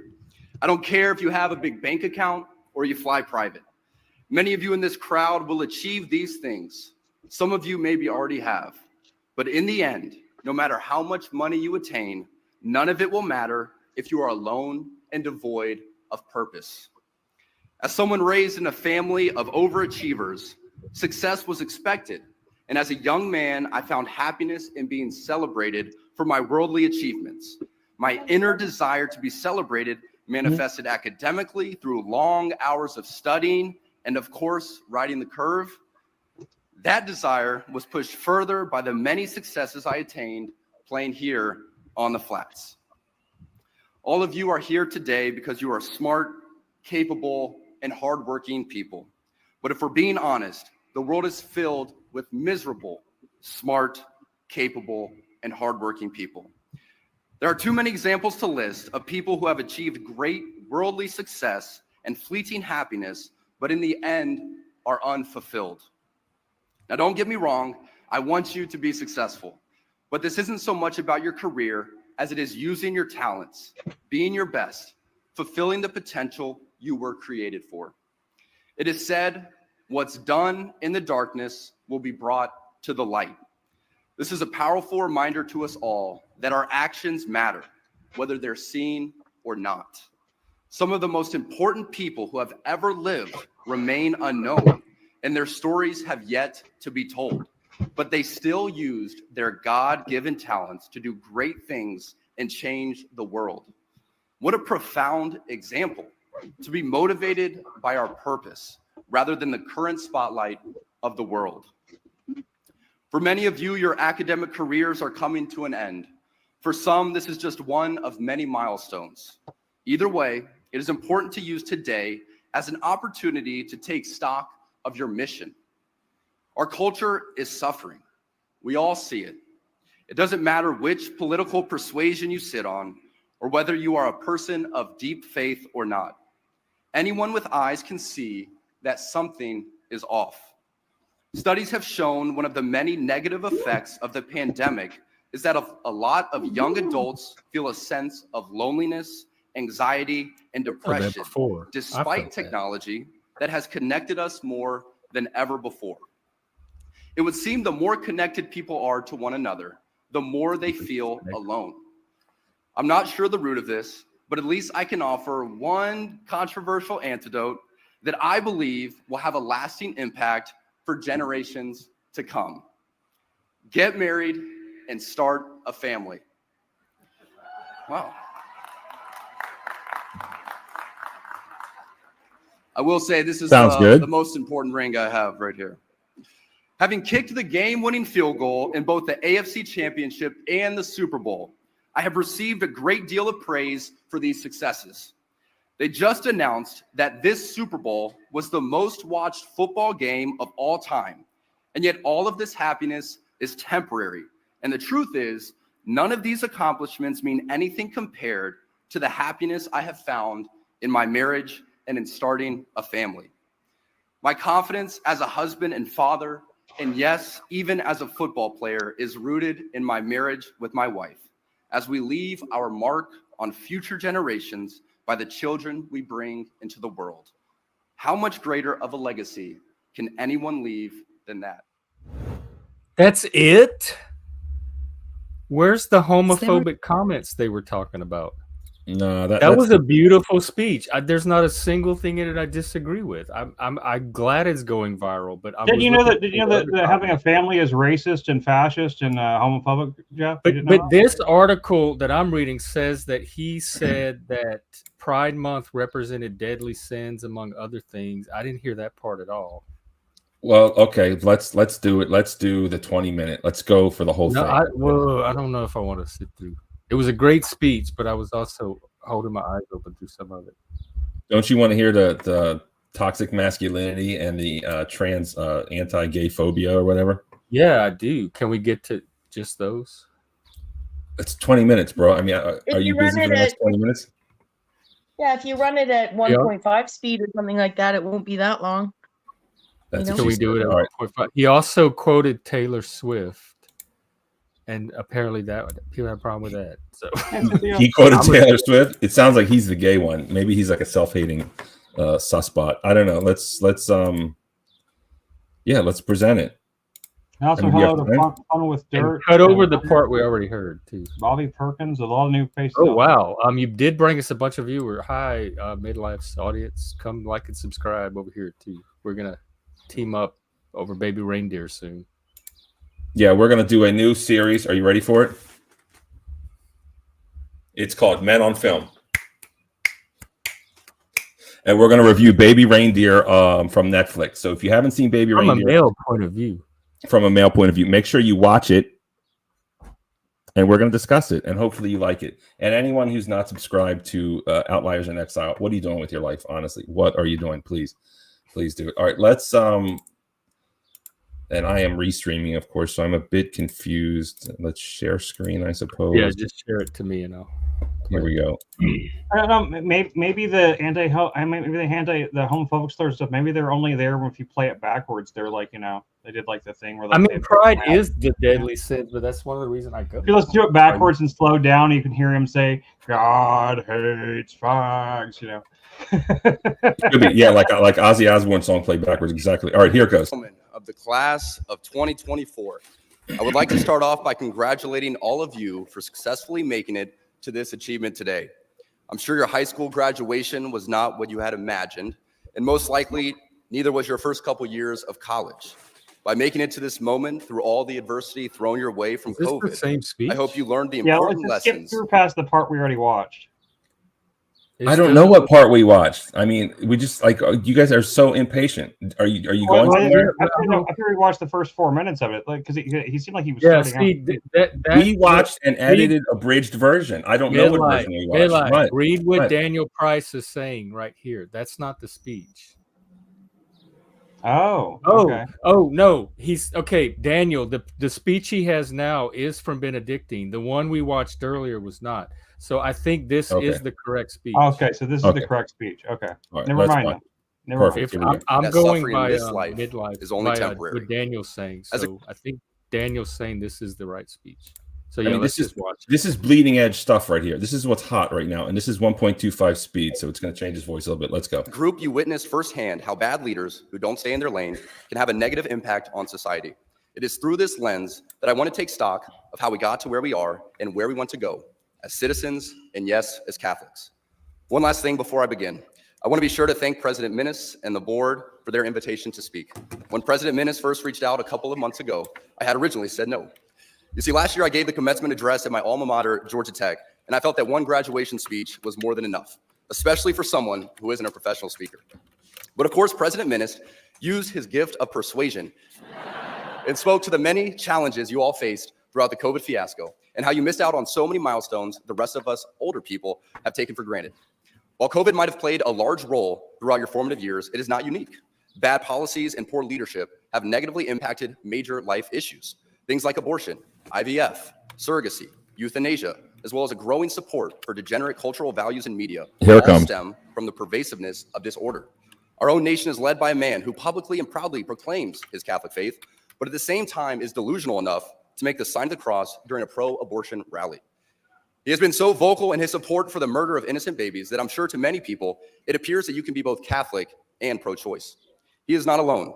From the man behind the COVID lockdowns to the people pushing dangerous gender ideologies onto the youth of America, they all look. I need to talk about this. He's right there. He's talking about yeah. Joe Biden is a Catholic and Joe Biden is pro-abortion. It doesn't make sense. And the gender ideology, he's right about. I've and talked about it many times. You can't be. And also, I don't know if I'm going to offend anyone, but you can't be. I mean, I guess you can be gay and go to the church, but you can't sit here and deny, like, even I know the verse. It's Leviticus something, a man shall not lay with a man as he lays with a woman. You know, you can do that and accept that you're sinning, I suppose, but you can't sit here and say like, oh, that's not what it means. No, that's what the book means. That's what the Bible means, the guideline of what you're supposed to do with your life. You know, agree with it. That is technically old law versus new law, though. Like Christ supersedes that covenant. Well, I think he's talking specifically about Catholicism. And Catholicism does use those rules, though. So yeah, that makes sense. Yeah, but it's you know, some people, they just change the rules to be convenient. Gay trans preachers with rainbow flags on the pulpit, on the whatever they call it. Is that Catholic? Do they have Catholic gay trans preachers, or are those other types of churches? I mean, they all use the same Bible. Well, the Catholics have their own Bible. It's which one? It's King James, right? Not the Catholics. Oh, I thought they did. I had a Catholic give me a King James Bible one time. I'm not sure, but maybe he was trying to lead you astray. Maybe, but I'm saying, does what I'm saying make sense? Should I say it again? If you're talking about most Catholics, I am Catholic. I grew up Catholic. All my people are Catholic. Most Catholics don't care what other people do in their That's not what I'm talking about. Their own selves.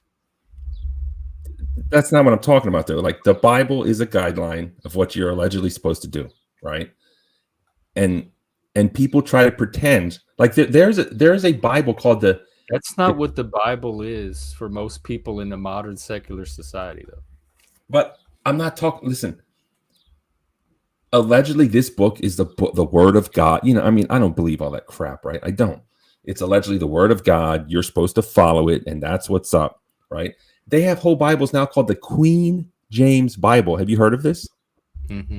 It just takes out the verses they don't want. Like, what's the point of just rewriting the rules? What's the point of having rules if you just rewrite them? With the Bible since forever. What's the point in relation to what he's saying?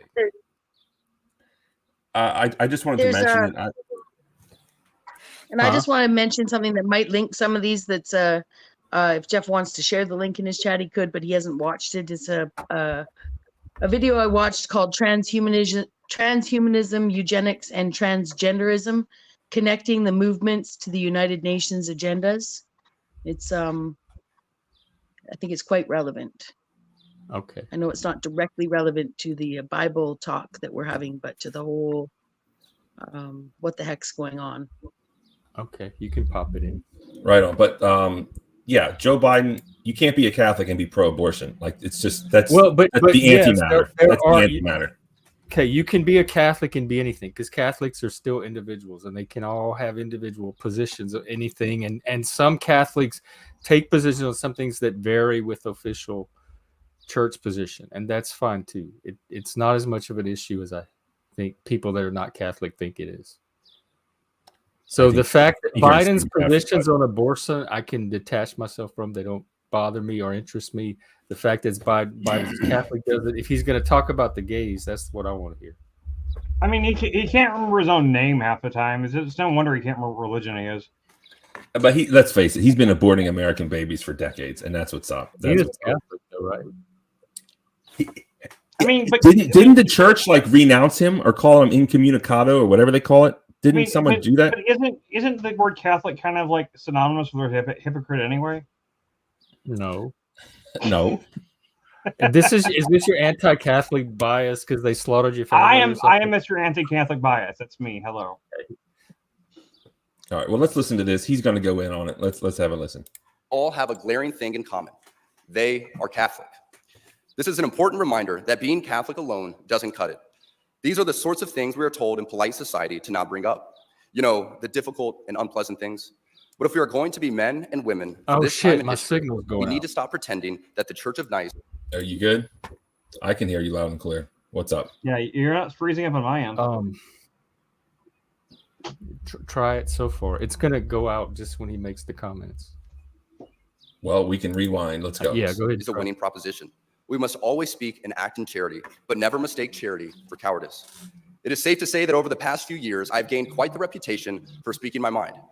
I never envisioned myself nor wanted to have this sort of a platform, but God has given it to me, so I have no other choice but to embrace it and preach more hard truths about accepting your lane and staying in it.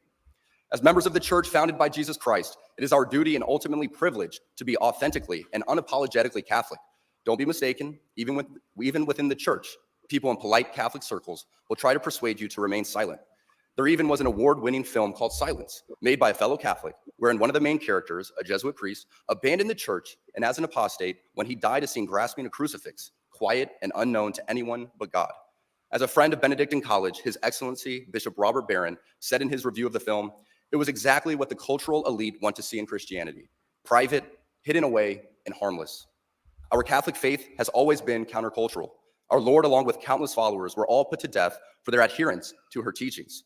The world around us says that we should keep our beliefs to ourselves whenever they go against the tyranny of diversity, equity, and inclusion. We fear speaking truth because now, unfortunately, truth is in the minority. Congress just passed a bill where stating something as basic as the biblical teaching of who killed Jesus could land you in jail. But make no mistake, before we even attempt to fix any of the issues plaguing society, we must first. I missed like 30 or 40 seconds of what he said. My whole connection went down. Congress just passed a bill where stating something as basic as the biblical teaching of who killed Jesus could land you in jail. Are you aware of that one? No, say that again. I'm not aware of that one. Okay, here's what's happening, and I'm trying to get my religious correspondent to do a show with me about this. You know what's going on in the Middle East, Palestine, all this stuff. You know, the people who control us with the small hats, they're passing all these laws just to protect them more so, right? However you feel, right? We're fighting quote unquote anti-Semitism, right? If you say anything against our bosses, right? The people who control college. Oh, are you talking about that bill they just tried to pass, the anti-Semitism thing? Yes, and in part of the bill allegedly is that if you say who killed Jesus, that's a crime. But the Bible says it somewhere. So I do have a religious correspondent. I think it's a silly bill. I don't think it's going to stand completely. Who knows, man? Do you see how Congress is bought and sold for? They care more about that little country than America. The Supreme Court has laid out our free speech restriction limits, and those are kind of standard now. So it's going to end up at the Supreme Court, if anything, and they're going to reevaluate the speech standards. But I don't think it's even going to get there. Well, let's hope that free speech continues to. Well, I mean, it seems like free speech is getting clamped down upon, honestly. And I'll be honest, I have not read the bill yet. So I've gone by commentary on it, and I've heard mixed commentary. So I myself don't know the details of it. I know anything that restricts my speech, I'm going to have a problem with. Yeah, I don't think my impression of it when I glanced, though, it was that it's not something that's going to last. It's their aspiration. I don't think that's going to end up being the reality. Yeah, well, let's hope so. Because of the First Amendment. And I just want to mention something. I noticed and did a bit of research on the fly ad hoc. This is some Catholic college. So before where I said, this is inappropriate, this is that. No, I think this is the right time and place to make this kind of pro-Catholic speech. Fine. And this is all stuff he's talked about in the past. He said, he's at the Catholic college talking about Catholic stuff, saying he is apparently a Catholic. So I haven't heard anything yet that I have a problem with, but I want to hear the but case. you must Catholics get accused of homophobia, even though 75% support gay marriage. But you must understand, when this first came to my purview, I was under the impression that this guy just came up at some regular college and started talking about all this, pro that, like in the wrong place and time. But no, this is why they hired him. This is what he's supposed to do, and he's doing exactly what he's supposed to do. So I changed my earlier opinion on this guy so far. But let's have a listen here. But make no mistake, before we even attempt to fix any of the issues plaguing society, we must first get our own house in order, and it starts with our leaders. The bishops and priests appointed by God as our spiritual fathers must be rightly ordered. There's not enough time today for me to list all the stories of priests and bishops misleading their flocks, but none of us can blame ignorance anymore and just blindly proclaim that that's what Father said. Because sadly, many priests we are looking to for leadership are the same ones who prioritize their hobbies or even photos with their dogs and matching outfits for the parish directory. It's easy for us laymen and women to think that in order for us to be holy, that we must be active in our parish and try to fix it.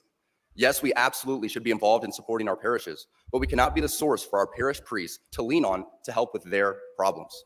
Just as we look at the relationship between a father and his son, so too should we look at the relationship between a priest and his people. It would not be appropriate for me to always be looking to my son for help when it is my job as his father to lead him. St. Jose Maria Escriva states that priests are ordained to serve and should not yield to temptation to imitate lay people, but to be priests through and through. Tragically, so many priests revolve much of their happiness from the adulation they receive from their parishioners. And in searching for this, they let their guard down and become overly familiar. This undue familiarity will prove to be problematic every time, because as my teammate's girlfriend says, familiarity breeds contempt. St. Jose Maria continues that some want to see the priest as just another man. That is not so. They want to find in the priest those virtues proper to every Christian, and indeed every honorable man: understanding, justice, a life of work, priestly work in this instance, and good manners.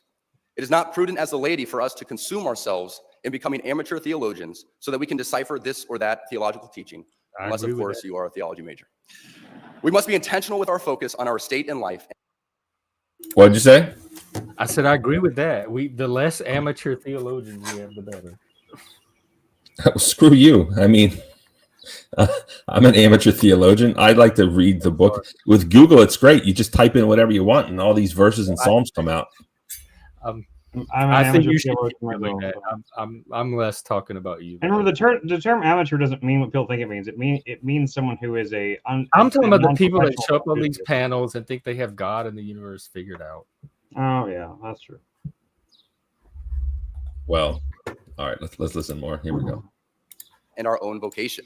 And for most of us, that's as married men and women. Still, we have so many great resources at our fingertips that it doesn't take long to find traditional and timeless teachings that haven't been ambiguously reworded for our times. Plus, there are still many good and holy priests, and it's up to us to seek them out. The chaos of the world is unfortunately reflected in the chaos in our parishes, and sadly, in our cathedrals too.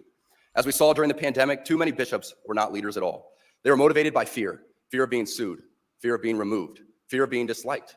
They showed by their actions, intentional or unintentional, that the sacraments don't actually matter. Because of this, countless people died alone without access to the sacraments, and it's a tragedy we must never forget. As Catholics, we can look to so many examples of heroic shepherds who gave their lives for their people, and ultimately, the church. We cannot buy into the lie that the things we experienced during COVID were appropriate. Over the centuries, there have been great wars, great famines, and yes, even great diseases, all that came with a level of lethality and danger. But in each of those examples, church leaders leaned into their vocations and ensured that their people received the sacraments. Great saints like St. Damien of Malachi, who knew the dangers of his ministry, stayed for 11 years as a spiritual leader to the leper colonies of Hawaii. His heroism is looked at today as something set apart and unique, when ideally, it should not be unique at all. For as a father loves his child, so a shepherd should love his spiritual children too. That goes even more so for our bishops, these men who are present-day apostles.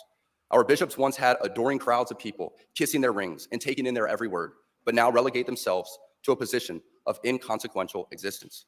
Yeah, nobody's Now, going to. when a bishop of a diocese or the bishops' conference as a whole puts out I'm going to kiss bishops' rings. Is that what he's complaining about? That the bishops don't get their rings kissed anymore? It sounds like it. I don't have a problem with that. This is the modern world. We don't do that.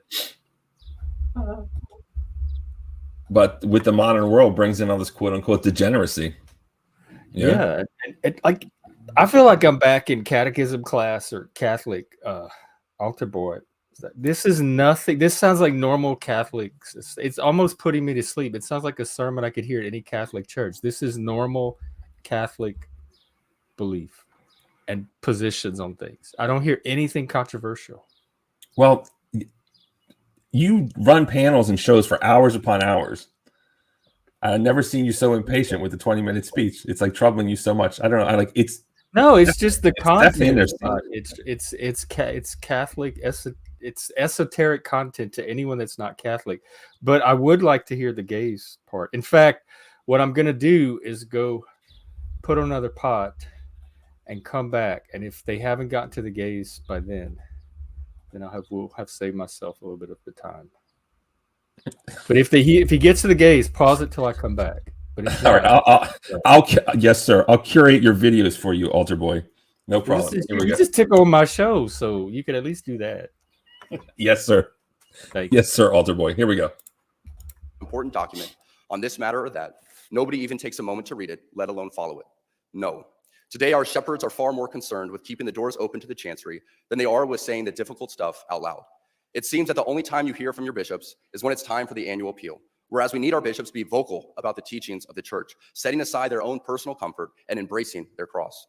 Our bishops are not politicians, but shepherds. So instead of fitting in the world by going along to get along, they too need to stay in their lane and lead. I say all of this not from a place of anger, as we get the leaders we deserve. But this does make me reflect on staying in my lane and focusing on my own vocation and how I can be a better father and husband and live in the world, but not be of it. Focusing on my vocation while praying and fasting for these men will do more for the church than me complaining about her leaders. Because there seems to be so much confusion coming from our leaders, there needs to be concrete examples for people to look to in places like Benedictine, a little Kansas college built high on a bluff above the Missouri River, are showing the world how an ordered, Christ-centered existence is the recipe for success.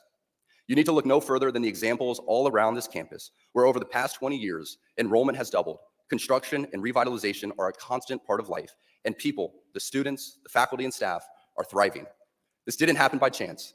In a deliberate movement to embrace traditional Catholic values, Benedictine has gone from just another liberal arts school with nothing to set it apart to a thriving beacon of light and a reminder to us all that when you embrace tradition, success, worldly and spiritual, will follow. I am certain the reporters at the AP could not have imagined that their attempt to rebuke and embarrass places and people like those here at Benedictine wouldn't be met with anger, but instead met with excitement and pride. Not the deadly sin sort of pride that has an entire month dedicated to it, but the true God-centered pride that is cooperating with the Holy Ghost to glorify him. Whoop, whoop, gay alert. Whoop, whoop. Jeff, gay alert. He said something gay. Can we have our gay correspondent return? Are you done making chamomile tea? Mr. Jeff, there it is. There, he said it. Let's listen to it again. You got to catch it because he just said it real quick. Did he do the gays yet? He did, but you got to catch it. You got to know the keywords and the dog whistles. You got to catch the dog whistle. Let me slow it down for you, okay? You see what level of microscope you need to catch this one. Because it's like a PC dog whistle anti-gay. Let's listen. Tradition, success, worldly and spiritual, will follow.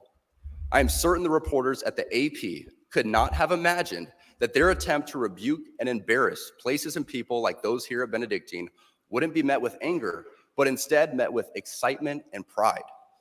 Not the deadly sin sort of pride that has an entire month dedicated to it, but the true God-centered. That's all he said? Are you not like, bro, get some patience. What is the problem? What is the problem? Is that what people are hyperventilating?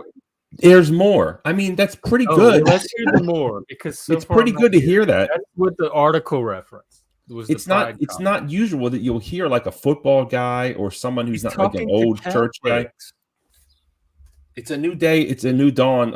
Not for Catholics. They're trying to conserve like this 1,000-year-old tradition. It's not a new anything. But usually Catholics are behind closed doors, dude. It's not like something everyone listens to or hears. Maybe you grew up with it. Catholics have the right to the same speech that the rest of us do, to talk about their values and their religion and their beliefs and their positions. I don't hear anything controversial so far from this guy, or anything that I would try to shut down. I mean, I'm not trying to shut any of it down. I mean, good for him. He's here at his Catholic church around his people. He's inspiring them to be more Catholic. Great. Good for him. He's inspiring families. That's awesome. Like, I don't have a problem with any of this. All he said was not the deadly sins version, which pride is one of the deadly sins. And that's the kind of pride. I get his comment. He was making a little quip at pride, at gay pride. But you have to admit, or maybe you don't want to admit, but there is the pendulum is swinging, right? Is swang a word? We swung. Ryan, pull up, dude. I would probably say swang. Ryan probably has. Ryan, were you a Catholic? Are you a Catholic? The pendulum swung, whatever the word is, all the way to the point where we've got drag queens who are sex offenders with kids sitting on their lap reading them stupid stories. Yeah, but that's about penises and stuff. Okay, let me correct that. That's not a pendulum. Please, it is a pendulum because it's not the same group. To be a pendulum, it has to be the same damn group swinging on. This is a completely different group with a different agenda. That's their own pendulum. I'm talking about American society. I'm 47. Queer How old are you? How old are you, Jeff? Kid stuff you're talking about is queer theorists. It's not the gay rights. Jeff, how old are you? I'm 47. I'm 53. Okay, so listen, we grew up around the same time, man. And could you imagine if when you were in middle school, someone told you that men would walk down the aisle and get married? Like, I would never freaking believe you, right? The pendulum has swung, whatever, okay? And it's swung so far. But men getting married has nothing to do with drag queens and kids. It's not the same group. It does. It's the gateway drug, dude. It's the gateway drug. Gay marriage has nothing to do with the trans or queer agenda. You are so wrong. In fact, the queer movement was the part of the gay movement that opposed marriage. They didn't want us to get marriage in the first place because they saw it as assimilating to heteronormativity. So once we got marriage, we integrated the remnants, the leftover were the queer activists that didn't want marriage and the trans people. And this is their stuff. There's nothing to do with us. We got marriage and we joined the rest of you guys in society. Listen. You have to look at it from the outside, okay? Look at it from, pretend you're not you. Pretend you're a normie. Pretend you're a 53-year-old normie, okay? Right? It is gayness and remember the first gay kiss was on MTV. Like, it's the gateway drug, dude. Like, who was the first gay kiss? It's like it's in American history. Just look it up. It's MTV. Yes, it's MTV or one of those, some kind of cultural show like that. And it was a big deal. I thought it was Ellen, the sitcom. There were two contenders, 1974 and the BBC. There's two girls that kissed. Okay. 1991, Oh, these are lesbian kisses. The show No, LA man kissing. had a Man lesbian kissing. kiss. Men Because kissing. men kissing is offensive. Women kissing See, is I like, said gay, and the AI interpreted as this is. Hang on, what is? Listen, all of this homosexual men kissing, men getting married. Like conservatism took a big L with this gay marriage. We got trans. We got all these weird LGBTQ words and names. I mean, it's insane. It has to be an L. Dawson's Creek. Drop the link. Manion wants to get Real in on World. some of this. I think it was Real World. 2000 Dawson's Creek and 1994. Possibly, it says it's unclear on the Real World. I mean, do I have to look this up for you? Really? Like, How could it be possible that there is either was a gay kiss or not? Like, how is it possible? On TV, it's not that It freaking says details unclear between characters on the Real World or Leonka. Oh, like maybe they weren't really gay, so like maybe it's not considered a gay kiss. I don't feel like research. It's a rabbit hole I'm not interested in going down. It doesn't even matter. It doesn't even matter. What I'm trying to say is America and this gay stuff and oh my god. Okay. America is over the gays. They've done the polling. You can look at the numbers. Most Americans don't give a shit about the gays anymore. We are yesterday's news. We're boring. They don't care. It's the trans and the new stuff that's coming that they care about. Yes, it's gotten too far, but what I'm saying is society is pushing back, as evidenced by this guy. You couldn't say this 5 years ago. They blew him off stage, threw blood on him or something. Do you not agree with that?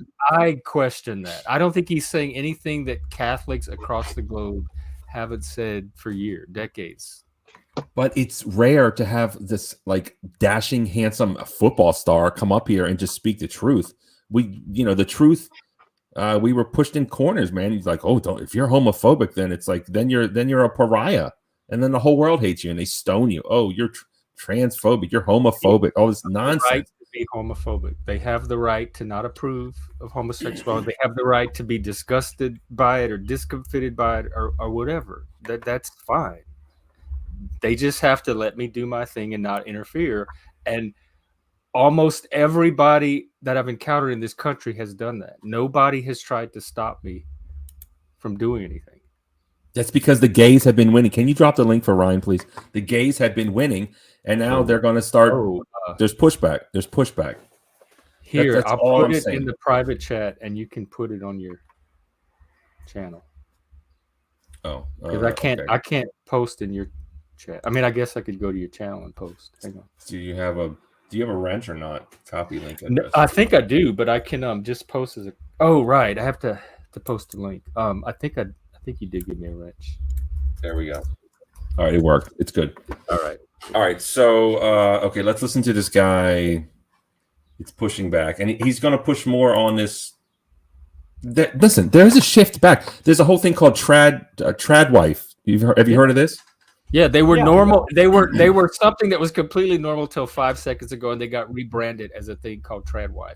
Yeah, it used to be, women are the best. I am woman. How's that song go? I am invincible.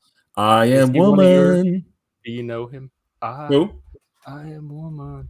Renato Manion. Yeah, let him on. 100%. That's one of yours. I can vouch for him. Yeah, you know him. He's been on before. What's up, Ryan? Are you Catholic? Yes or no? I'm a Protestant. Oh, well.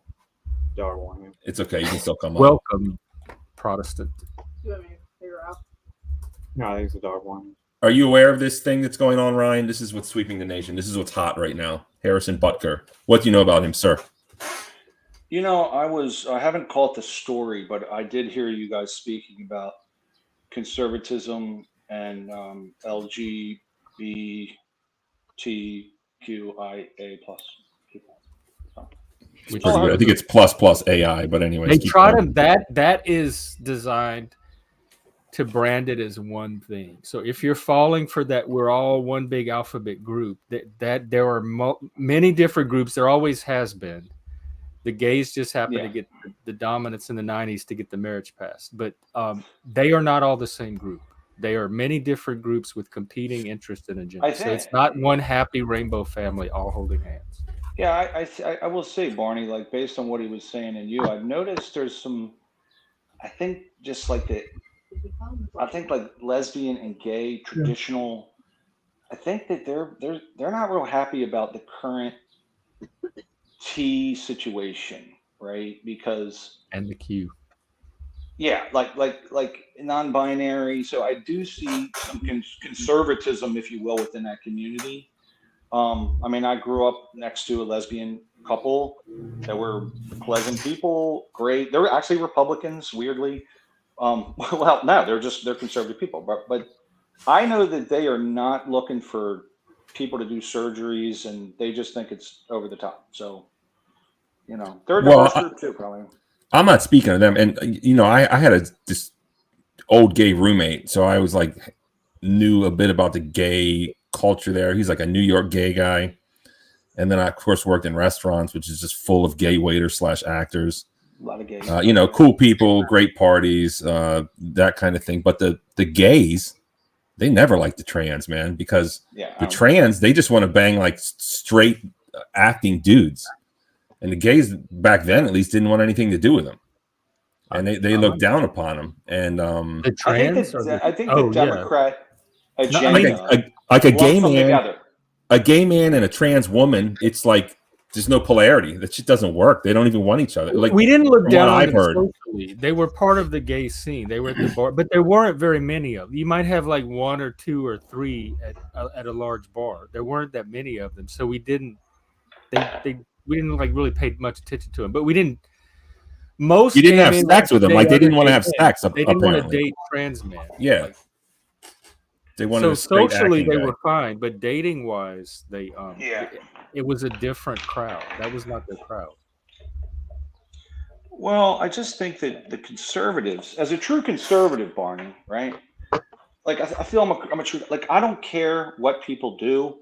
It's not my business. I don't even care what people think about it. That's really not my business either, right? And as far as if you want to have cosmetic surgery or a surgery to transition, I don't care. I don't think the taxpayers should pay for it. And I don't think they should do it to minors. And the real issue is the minors. It's not what adults do with their body, right? But the argument's turned into transgenocide. It's not a transgenocide. The argument is about people that are under 18, and that's it. That's the whole conversation. That they're turning into, oh, they're anti-trans. No, it's not about, it's about people under 18 making decisions. If you can't get a tattoo, you probably should not be able to do possibly long-term things to yourself. But that's just my view. I don't know. So, but the thing is, like this trans thing, before they kind of sold me on it a bit, but I mean, what can you say? There really are trans people, right? It's people who are trans, but nowadays it's more like I think you're sick and you definitely shouldn't cut your dick off. Like, and maybe we need to. But adults have hold you against your will, so you won't cut your dick off. I mean, that's the number of kids we're talking about that are trying to get is very minimal. Like the number is so small, it's not even an issue worth worrying about for me.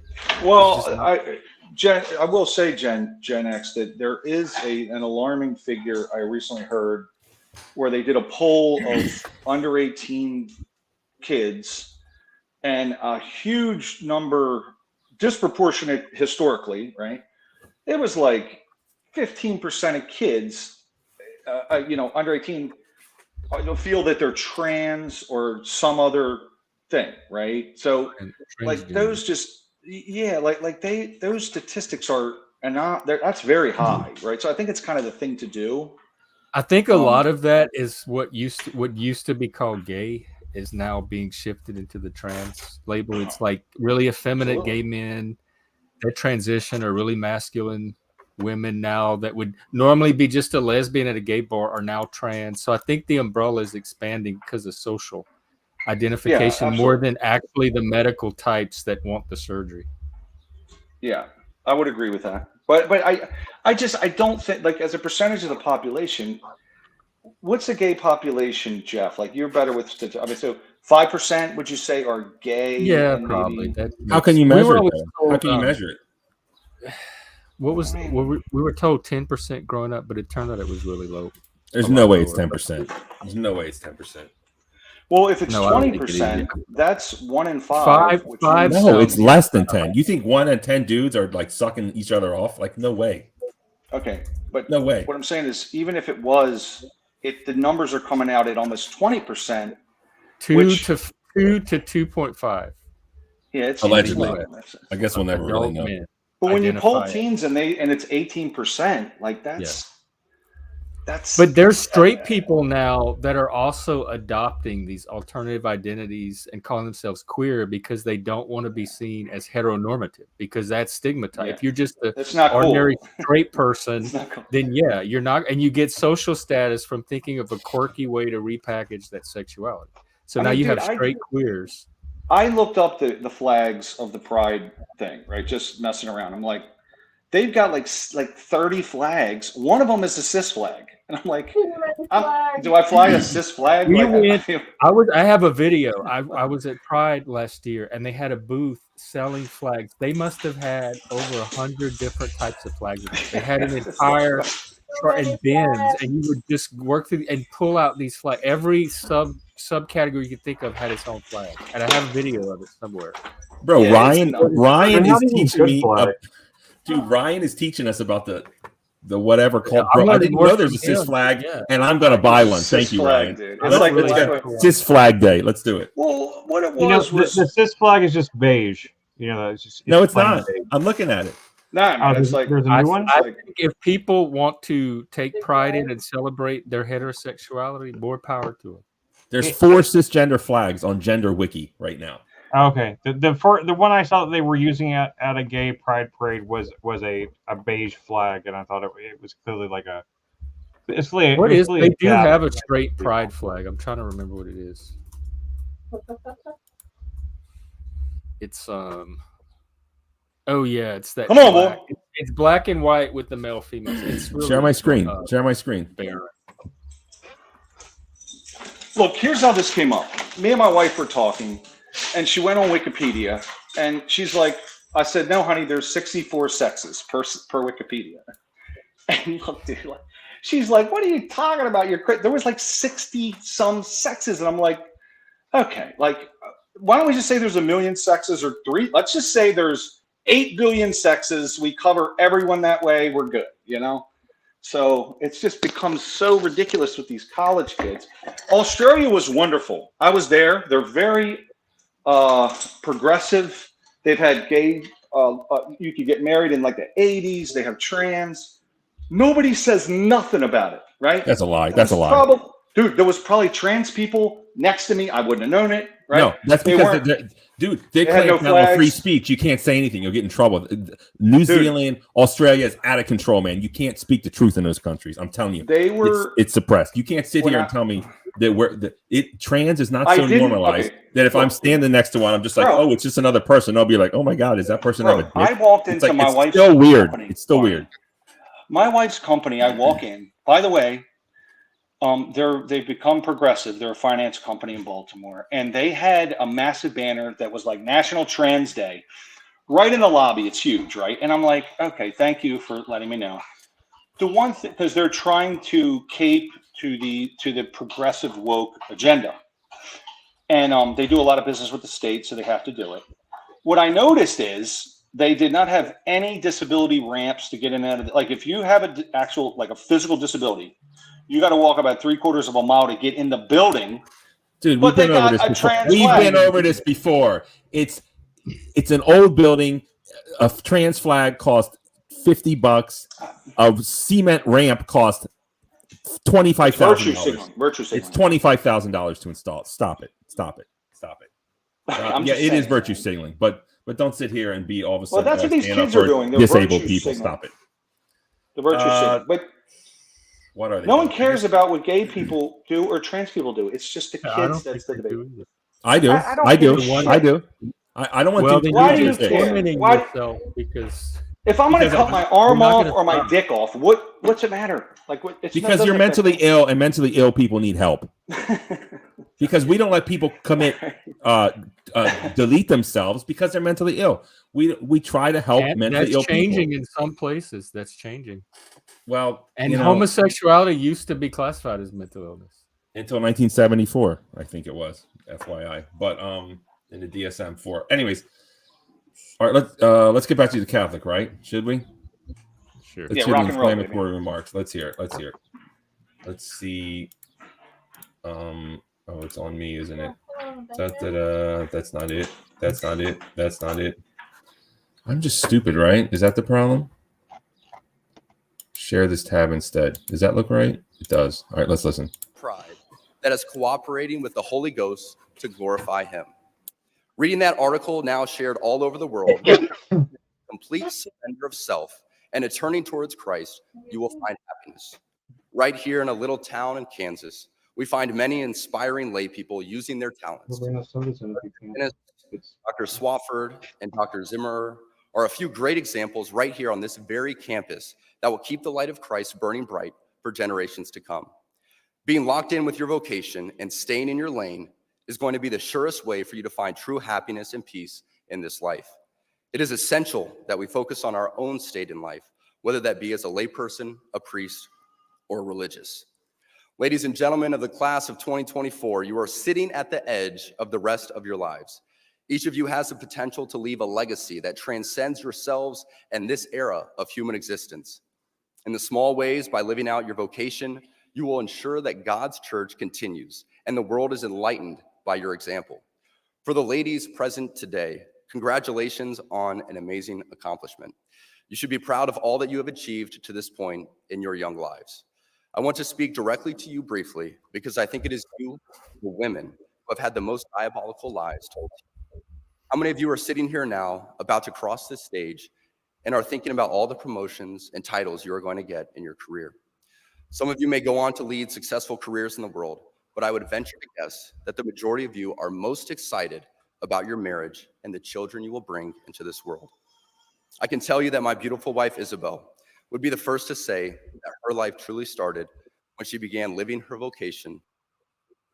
So this is what it is, man. It's being classified as anti-feminist, right? It's I am woman, I am invincible, I am woman. It's basically saying, hey, maybe you should be a housewife. Maybe we should stop disrespecting housewives. And then these women are like, oh, I can do anything a man can do and better. And they are all gassed up.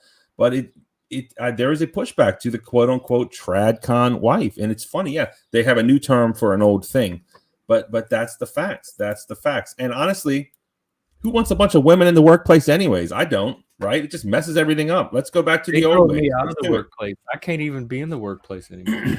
Well, you're an outlier in exile. What can I say? That's just the way it is.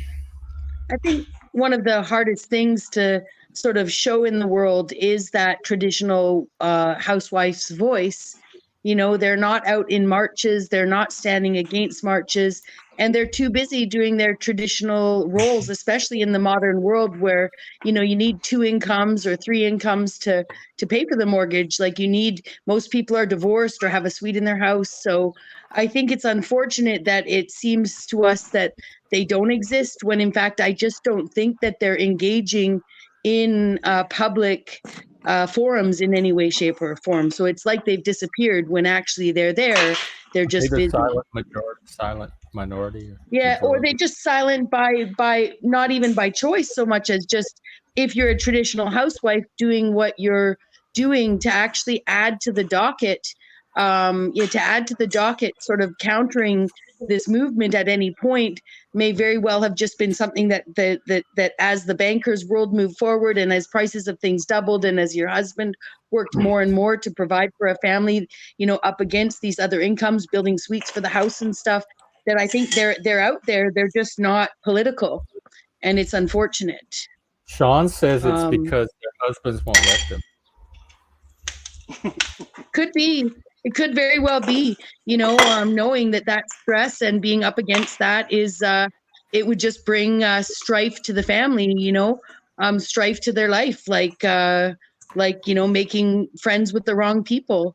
And especially since, you know, in a if I was a trad world, husband, I wouldn't even need to be on the internet much. I don't imagine. Maybe to look up some recipes. I wouldn't be chatting on live stream all day. Yeah.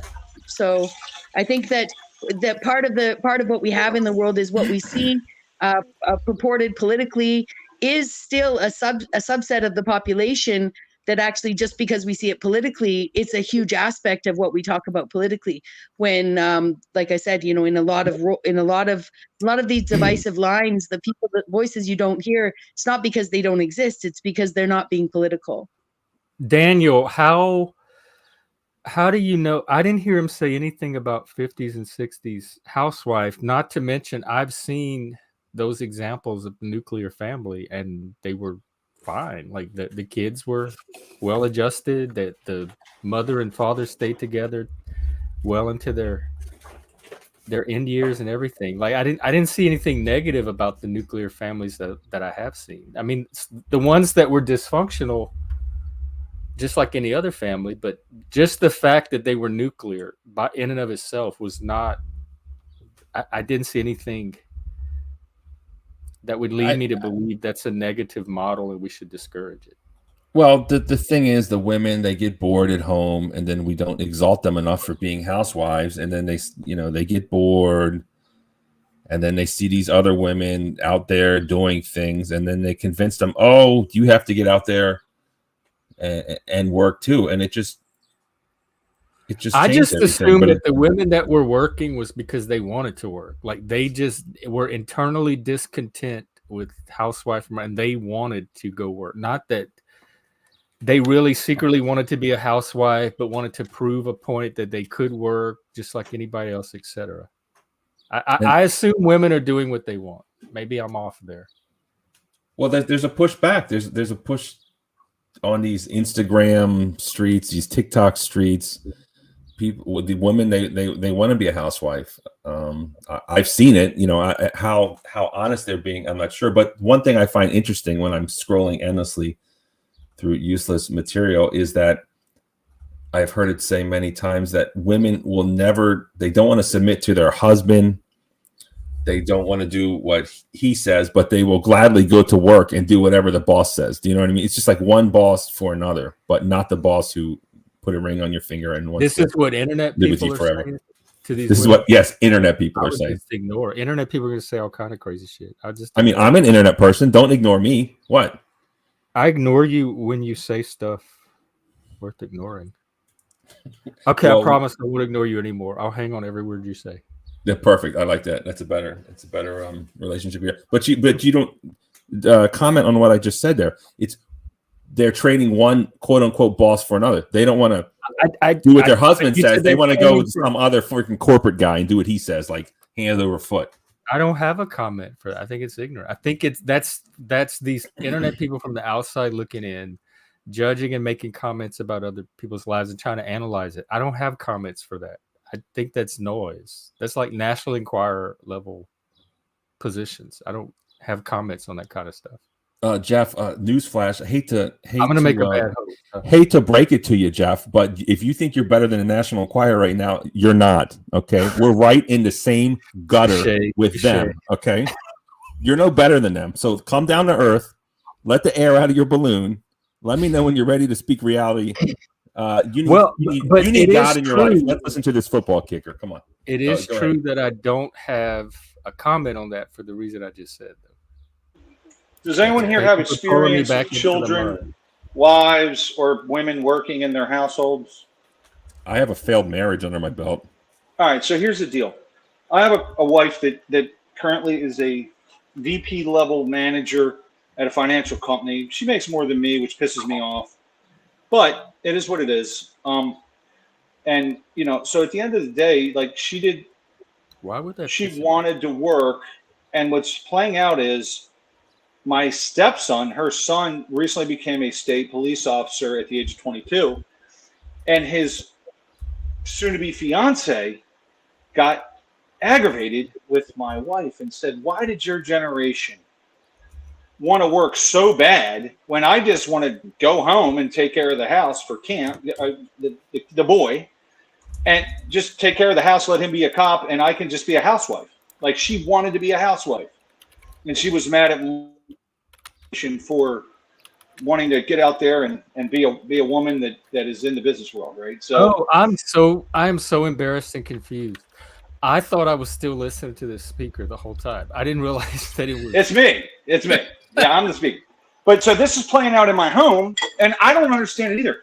If I was a woman, why would I want to go into the workforce? I could take care of some babies, clean the house. It's a great life, right? It's a great life. Right, You'll but go isn't deal with the this point shit. if you get the choice? If you want Well, that I great think- life, fine, you should have it. And if you want to go into work, then you should have that too. Well, I think Yeah, that there's and- always one thing that we're undervaluing here and maybe not noting is that there's always been all types in this world. Never did we ever have everybody coupling and everybody breeding. Yeah, it's true. We do live in a world where definitely things have happened to not support that structure. To allow that traditional family to be a part of it. But if we lived in a world that really wanted to support relationships and family, we would never build a single bedroom apartment. We wouldn't build a studio apartment. Everybody deserves true. to have an extra room to expand into. We would just build a world like that. Co-ops for everybody. That's a good point. Ryan, can you get your wife to do the dishes, or at least mute when you do them, please? I'm making dinner, buddy, because this is what I do as a good husband. Make sure you wear the Leave It to Beaver apron when you cook for your high-earning woman, but please mute yourself. I'm making etouffee, my friend. Okay. Etouffee? Wait, you said etouffee? Etouffee, that's what I'm making for dinner. Crawfish? Shrimp? Chicken and It's not etouffee. I'm sorry. Andouille? Andouille and shrimp. So You're no talking crawfish. to a Cajun here. No, I got no crawfish. I'm sorry, that's out. So, it's overrated, anyways. Let's listen to this football guy. Here we go. Yeah, rock and roll. Let me mute it. As a wife and as a mother, I'm on this stage today and able to be the man I am because I have a wife who leans into her vocation. I'm beyond blessed with the many talents God has given me, but it cannot be overstated that all of my success is made possible because a girl I met in band class back in middle school There he goes. would convert to the faith, become my wife, and embrace one of the most important titles of all, homemaker.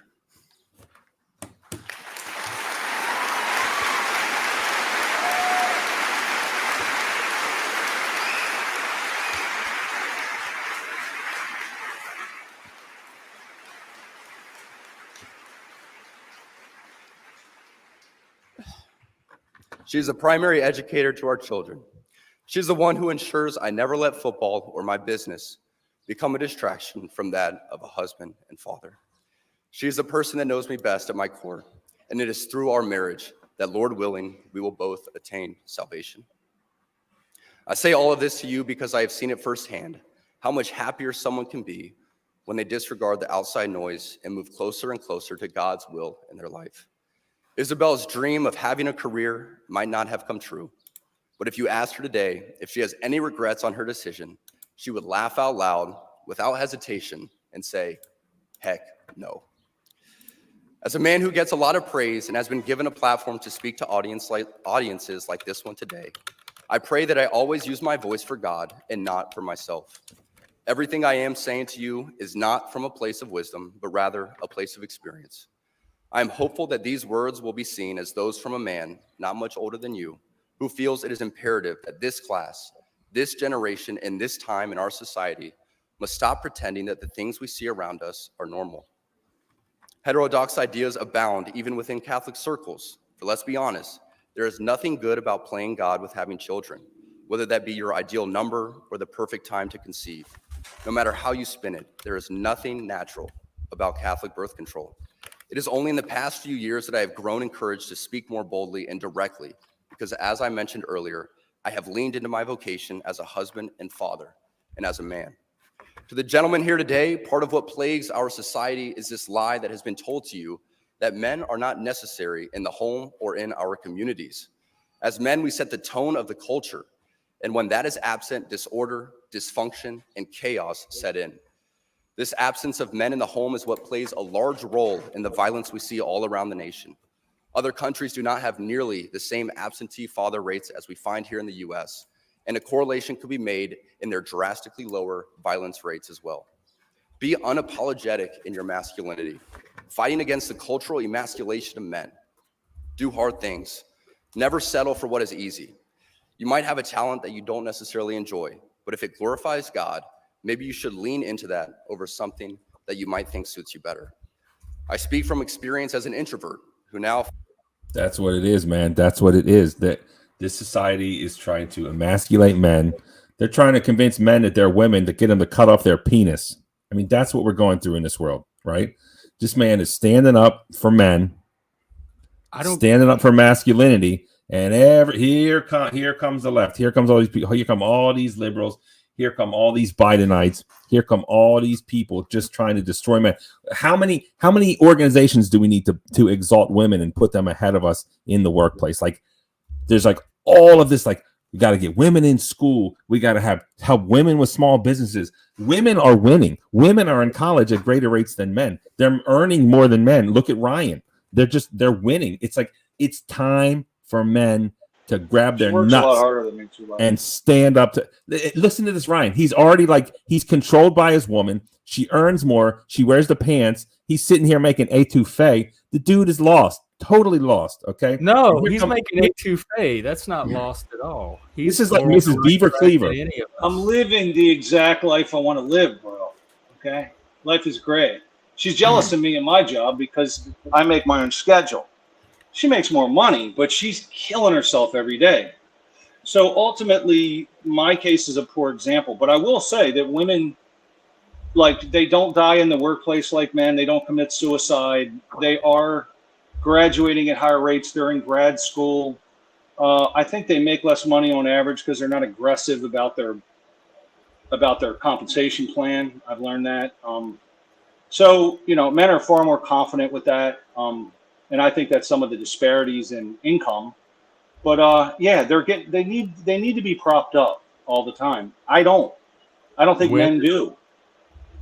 We built every building you walk into, a man built. Just remember that.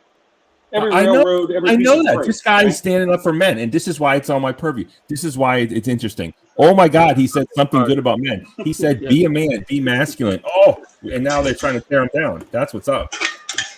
That's what's up. So let's hear what this guy says. I find myself as an amateur public speaker. Ryan, mute yourself. Okay, sorry, man. Sorry, bro. I got to have it ready or she's going to be mad. An entrepreneur, something I never thought I'd be when I received my industrial engineering degree. The road ahead is bright. Things are changing. Society is shifting, and people, young and old, are embracing tradition. Not only has it been my vocation that has helped me and those closest to me, but not surprising to many of you, should be my outspoken... Hold up. Here comes some nonsense. Daniel Price. I'll handle this for you, Ryan. Oh, Ryan, newsflash, there's such a thing as female architects and construction workers. Shocking, I know. Just shut up, Daniel, whoever you are. What? Give me a break. Not many. Give me a break. Just what kind 2%. Of... You're just lying to yourself, Daniel. Yeah, maybe there's like 1 or 2. Shut the hell up. I mean, you're just lying. No one believes. Do you believe your lies, Daniel Price, whoever you are? Please stop the cap. What's he saying? Let me look. He says there's female construction workers. Never. There are female construction. I mean, they didn't build all the buildings throughout history, but they do have females that do construction. It's less than 1%. Management on the yes, I don't think it takes away from. I don't think it takes away from his point, but Daniel's technically being correct. No, he's not. He's trying to act like there's a considerable. Well, you're in a, there's you're not. In There's a, not. Panel full of Spurgs, so that's going to happen. Just try not panel to full of what? Spurgs, autism, Asperger's. We do that kind of stuff. Folks that fixate on all that nerdy shit. I've never seen a female construction worker, and I've seen plenty of construction sites. I've never seen one. You can't even find anyone who's not Mexican at this point, except for the boss. Construction workers. I'm sure they're. You'll probably find some weird niche porn is what's going to come up first. Bet you. Don't pull it up right now on YouTube. You're going to find like a girl with the helmet and the vest and a tool belt and nothing else and some Timberland boots. Stop it. An embrace of the traditional Latin Mass. I've been very vocal in my love and devotion to the TLM and its necessity for our lives. But what I think gets misunderstood is that people who attend the TLM do so out of pride or preference. I can speak to my own experience, but for most people I have come across within these communities, this simply is not true. I do not attend the TLM because I think I am better than others, or for the smells and bells, or even for the love of Latin. I attend the TLM because I believe just as the... Wait, what is TLM? What's he Is it talking that about? school he's at? Trans Lives Matter, I think. Is it really? No, of course not. Oh. Let me rewind it just a second. TLM, let's see what that is. I have come across within these communities. Traditional Latin Mass. I do not attend the TLM. Oh, okay, yeah. Thank you. Perfect. Because I think I am better than others, or for the smells and bells, or even for the love of Latin. I attend the TLM because I believe just as the God of the Old Testament was pretty particular in how he wanted to be worshiped, the same holds true for us today. It is through the TLM that I encountered order and began to pursue it in my own life. Aside from the TLM itself, too many of our sacred traditions have been relegated to things of the past, when in my parish, things such as Ember Days, days when we fast and pray for vocations and for our priests, are still adhered to. The part TLM of is it, so hang essential on. that I would challenge each of you to pick up. Can you pause it a second? He's talked. Okay, that's important what he said. He said his sacred traditions. That is what the Catholics are trying to conserve, and every religion. And we live in a secular world right now. So keep in mind, he's not talking about. He's speaking from the secular view. I mean, from the sacred view against the secular. Keep that in mind. He's not coming from the secular paradigm that we may be assuming of him. Copy that. A place to move where it is readily available. A lot of people have complaints about the parish or the community, but we should not sacrifice the mass for community. I prioritize the TLM even if the parish isn't beautiful, the priest isn't great, or the community isn't amazing. I still go to the TLM because I believe the holy sacrifice of the mass is more important than anything else. I say this knowing full well that when each of you rekindle your knowledge and adherence to many of the church's greatest traditions, you will see how much more colorful and alive your life can and should be. As you move on from this place and enter into the world, know that you will face many challenges. Sadly, I'm sure many of you know of the countless stories of good and active members of this community who, after graduation and moving away from the Benedictine bubble, have ended up moving in with their boyfriend or girlfriend prior to marriage. Some even leave the church and abandon God. It is always heartbreaking to hear these stories, and there's a desire to know what happened and what went wrong. What you must remember is that life is about doing the small things well, setting yourself up for success, and surrounding yourself with people who continually push you to be the best version of you. I say this all the time, that iron sharpens iron. It's a great reminder that those closest to us should be making us better. If you are dating someone who doesn't even share your faith, how do you expect that person to help you become a saint? If your friend group is filled with people who only think about what you're doing next weekend and are not willing to have those difficult conversations, how can they help sharpen you? As you prepare to enter into the workforce, it is extremely important that you actually think about the places you are moving to. Who is the bishop? What kind of parishes are there? Do they offer the TLM and have priests who embrace their priestly vocation? Cost of living must not be the only arbiter of your choices, for a life without God is not a life at all, and the cost of salvation is worth more than any career. I'm excited for the future, and I pray that something I have said will resonate as you move on to the next chapter of your life. Never be afraid to profess the one we forgot the holy, high-speed. Catholic, and apostolic That's church, how good for he is. this is the church that Jesus Christ established, through which we receive sanctifying grace. I know that my message today had a little less fluff than is expected for these speeches, but I believe that this audience and this venue is the best place to speak even the openly and Satanists honestly appreciated it. about who we are and where we all want to go, which is heaven. I thank God for Benedictine College and for the example it provides to the world. I thank God for men like President Minnis who are doing their part for the kingdom. Come to find out, you can have an authentically Catholic college and a thriving football program. That's the kind of husband I want, except the satanic version. That's the kind of what? Very inspirational. Oh, okay. Almost done. Here we go. Make no mistake, you are entering into mission territory in a post-God world. But you were made for this. And with God by your side and a constant striving for virtue within your vocation, you too can be a saint. Christ is King to the heights.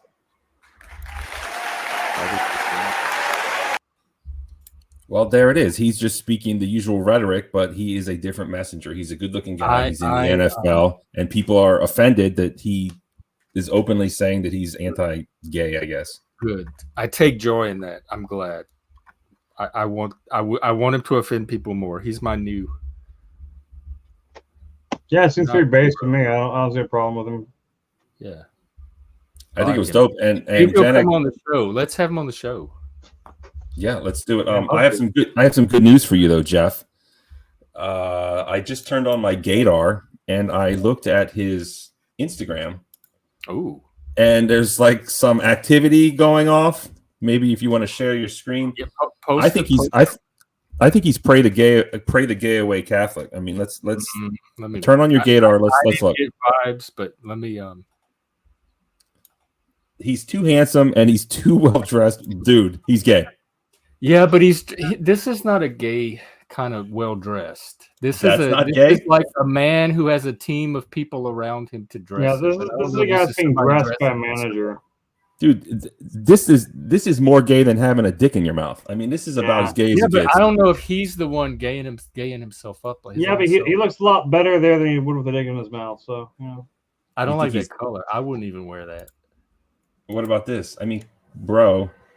No. Even his walk. Look how he walks. That color at one point, like in Vegas. I see nothing gay about anything you're showing me, except for the fact that it's a dude dressed well. Am I just hating because I'm jealous of every single aspect? Yeah. Why can't a guy dress well? I think you admire him, you aspire to him, and you envy him at the same time. One of the deadly. This is all true. This is all true. I can openly admit that. Like, I wish I could kick a football and have cool clothes, but I wouldn't. I mean, that's. Well, you could, but Barnabas, I wouldn't let you in those clothes. You don't.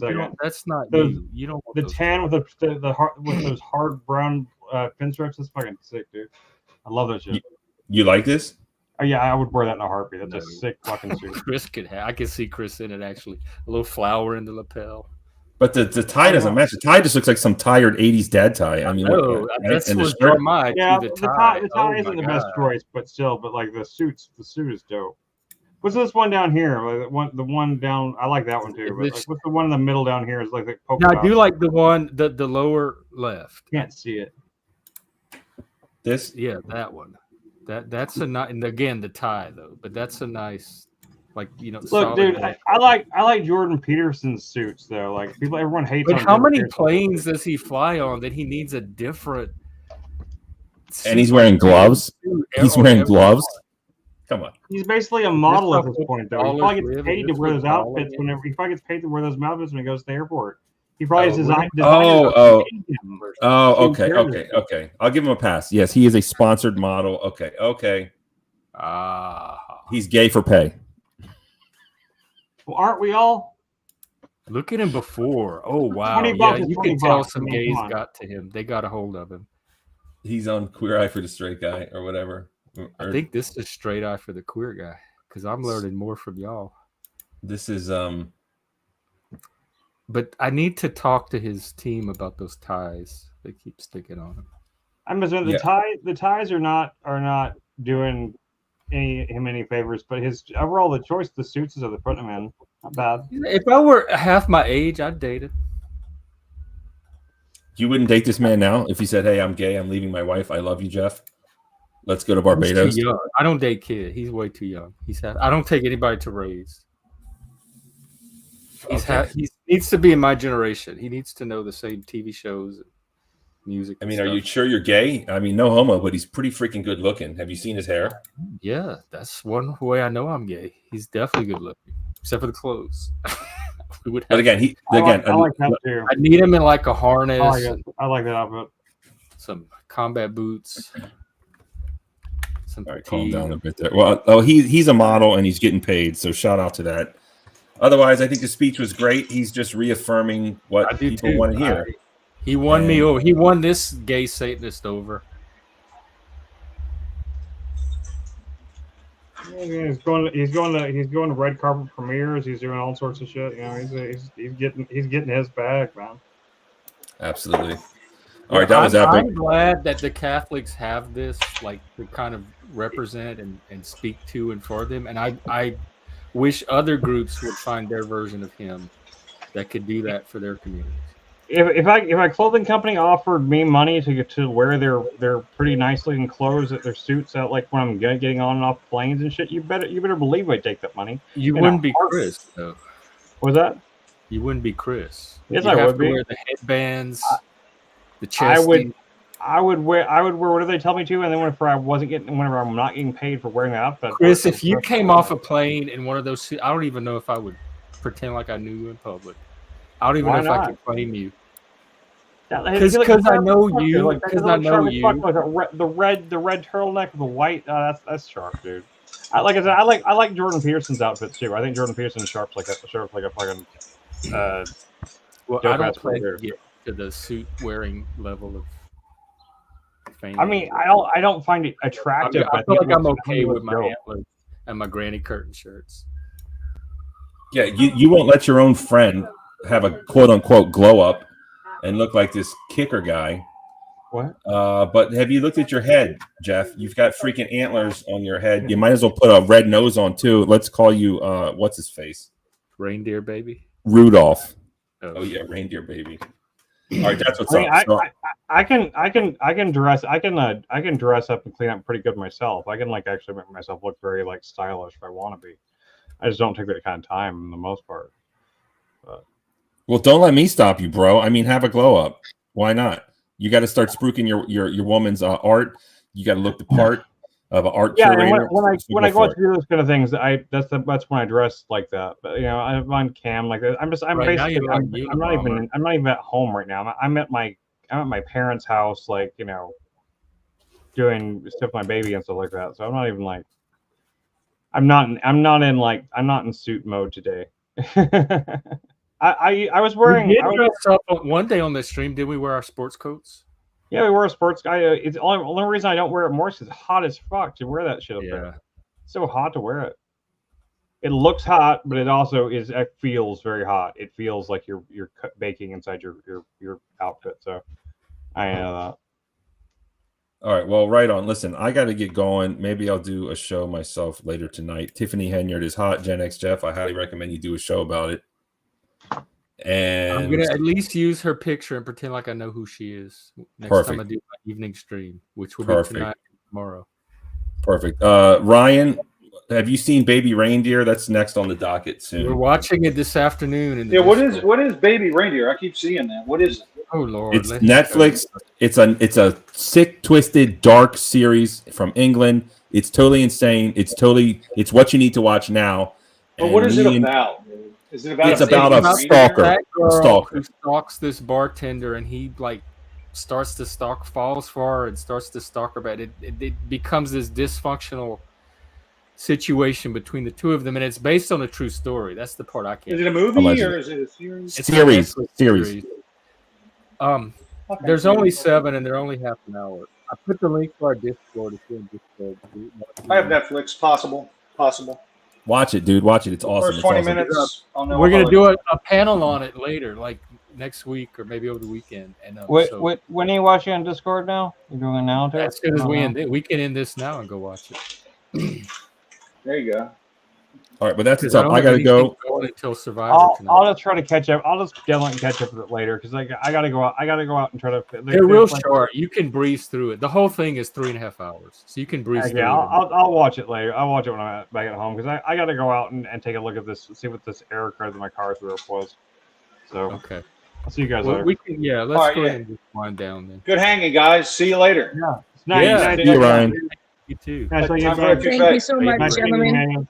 Look out for Brandon Scott. See you, miss. See y'all. Bye. Bye. Peace. Bye. Bye. Take care, Bex. Yeah, thanks so much, Jeff. I'll see you soon. Bye for now. See you soon. Take care. All right. Wow. What a whirlwind show. So some of us are heading over to the Discord to watch Baby Reindeer, and then tonight's Survivor again in the Discord.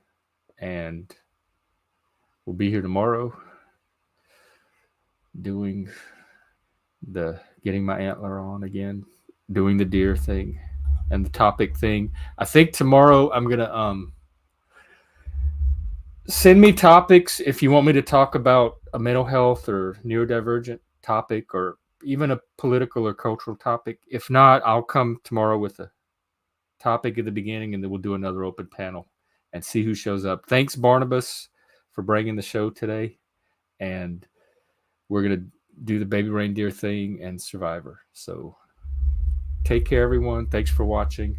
For all the new audience, my channel, me and Chris go live every day at 2 p.m. Central, 7 days a week. We also do evening streams. So the best way to find out what we're up to is to subscribe. And if you want to throw us a like and share.